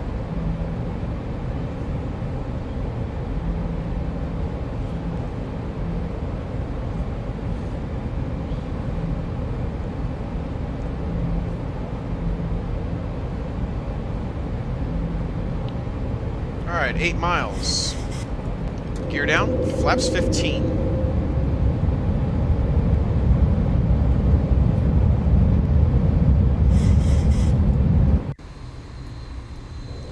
Pass over the Boeing factory here. This plane would have been built at the Boeing factory. Actually, I don't know if they build the 800s at the Seattle plant.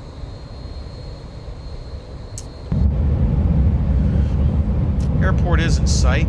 We're landing 16 left. Let's go ahead and go flaps 25.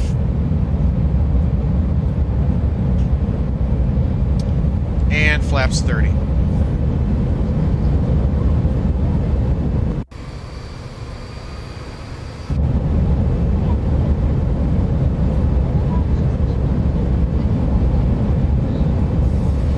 Alright, let's just go through the checklist real quick.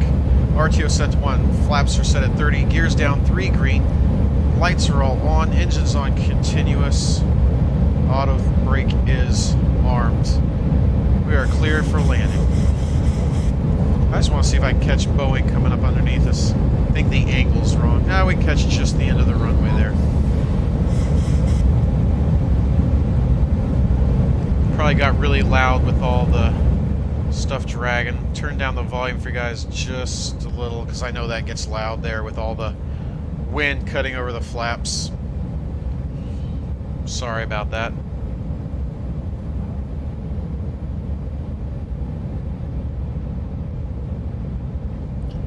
Hey Mikey, it didn't pull off to the left or the right.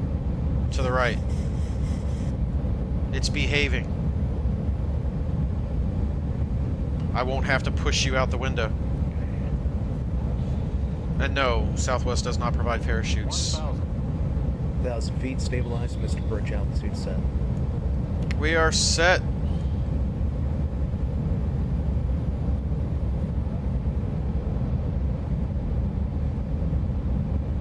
You know, it's the ILS frequency on the chart, so I don't know.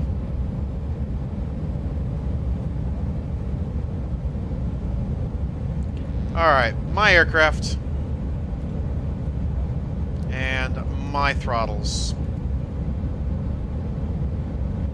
Oh, we got high.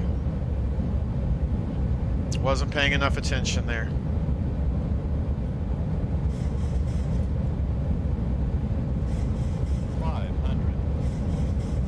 Yeah, we're gonna be high. 400. We'll get it though. I love this cliff face right here. It's so cool. 200. Tank rate. Tank rate. 100. Tank rate. Tank rate. 50.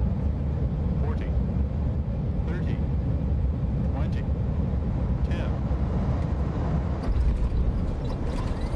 That looked a lot rougher than that should have been.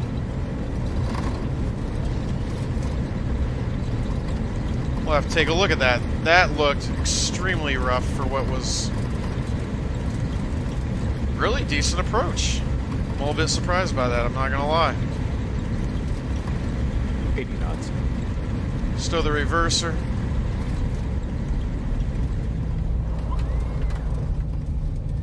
Manual braking. Take this next taxiway up here. Speed brake can come up, flaps starts coming up. Go ahead and get the APU started. 1, 2, 3, release. A little bit more brakes here to make this taxiway turn off in front of us. As we make the turn, lights can all start coming off. Excellent. And we are going to be able to pull straight into the terminal here. Logo light can come off. Position light can come down to steady.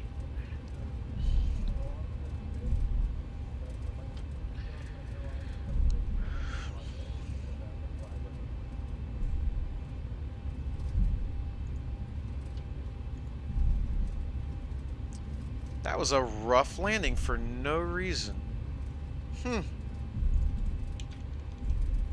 I don't know why. That one's got me baffled. There was no reason for that landing to have been that rough. Come down here, we'll just park by Delta. I think Southwest is actually on the other side behind us. I think we went by it. I think they parked back over there. But I wanted to come by the cool glass window here of the terminal. Looks really cool. Wish I was there.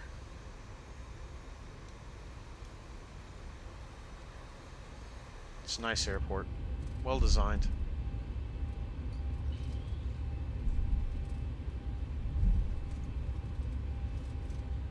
Was a good quick flight. I can't believe that landing came in so rough. I had to drop the nose a little bit, but we evened out at the end, and then it just slammed into the ground. I wonder if we stalled out right at the end when I pulled back the throttle. Might be what happened. I'll have to look at that in the replay.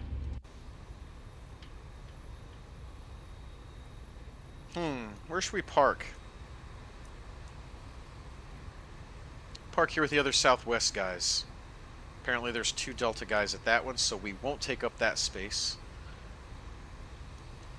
We'll take this left turn right here, and we'll take this in gate. What was that, B15 or something? That's our gate. At least it is now. I don't care.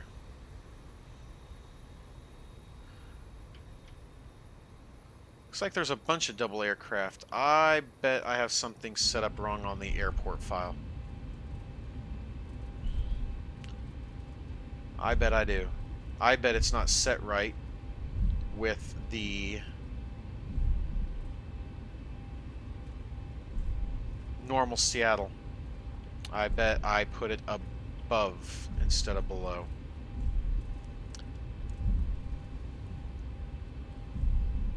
Alright, engines come over to auto as we taxi in. Oops. Kind of went the wrong way there. I want to sink down. Yeah, that's it. Really efficient at the gate. No, I bet I put my global airports in the wrong position in the INI file. I'll have to go back and double check that and see AutoGate doesn't see us. Well, it technically does see us, but it doesn't show us really getting... Oh, there it goes. Okay.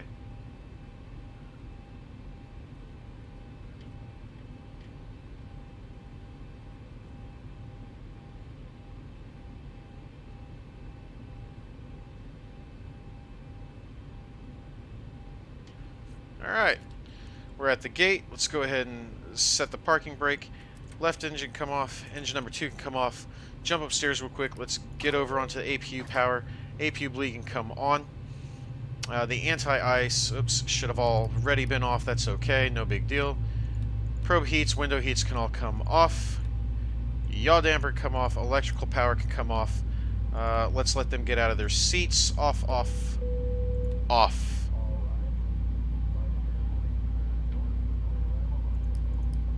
We don't need any fuel except for the aft. Very good. And I did not hear the auto gate come over. If it did, I missed it. No, it definitely did not. Excuse me. Ladies and gentlemen, welcome to Seattle. Yep, AutoGate didn't work, so I've definitely got something messed up in the file. I'll have to double check that. It's my only second flight into this Seattle. This is the Payware Seattle. So, obviously I've got a file still set up incorrectly that I'm going to have to go back and find. Not a big deal. Alright, well, we'll do a replay. I know it was a horrible rough landing for some reason right at the end. We'll watch it from the seat and just see how rough and horrible that was.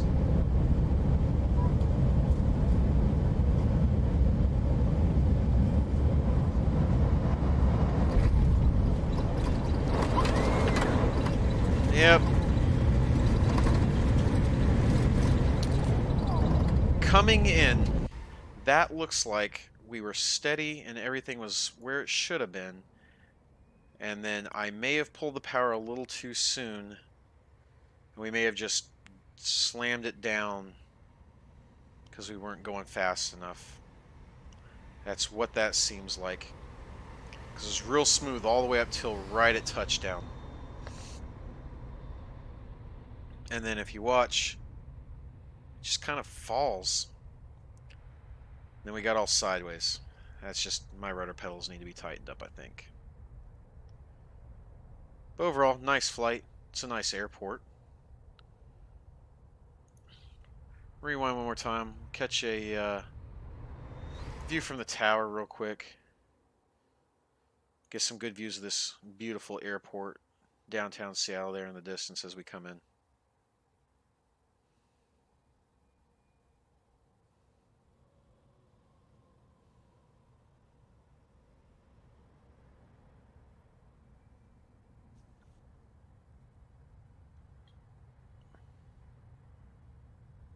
Yep, just fell out right there at the end. Oh well. Two not too good landings today. That'll make up for my Denver to Phoenix where I got it in at like 120. Had a gorgeous landing. Guess I'm due for a couple rough ones.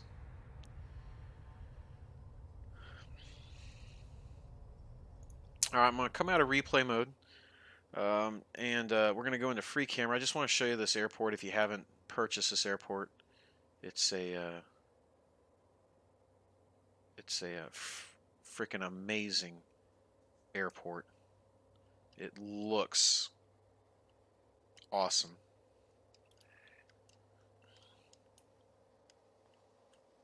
The Alaska Airlines terminal out here. Come over. Got the main terminal here. Come down to the windows. You can actually see inside. They've got it all set up. I think you can actually even, yep, we can even go inside and see. The views out don't work the way the transparency works apparently. Oops. It doesn't work properly. So, for example, these are all static aircraft, so they show up. But if I had parked at one of these gates here, my aircraft would not be seen, is the way I understand it.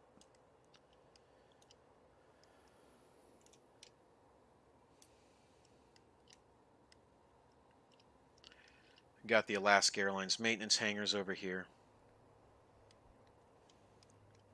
The Sky Bridge. Look at all the work it took to make that Sky Bridge so nice. Just really, really nice airport. Highly recommend it. If you get it, it also comes with Boeing and a third airport. I think it's the local municipal airport or whatever.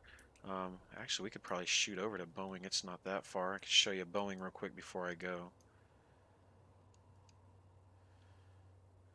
We'll zoom over there as we fly across Seattle-Tacoma here. I really like how they even put the time in to do these little cliff faces, just like the real airport. That had to have taken a ton of time and work to do. Just the fact that they spent the time is awesome.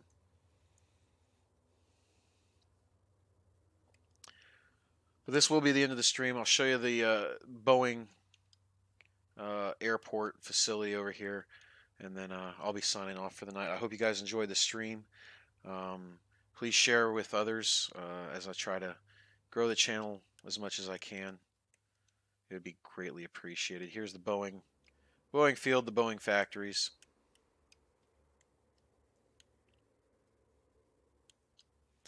This area here that we're looking at in the actual airport is basically a Boeing museum. That's why you have like this E3A, which is actually incorrect. It should have 4 engines, not 2. I only know that because my father flew on them. But this is the Boeing facility here.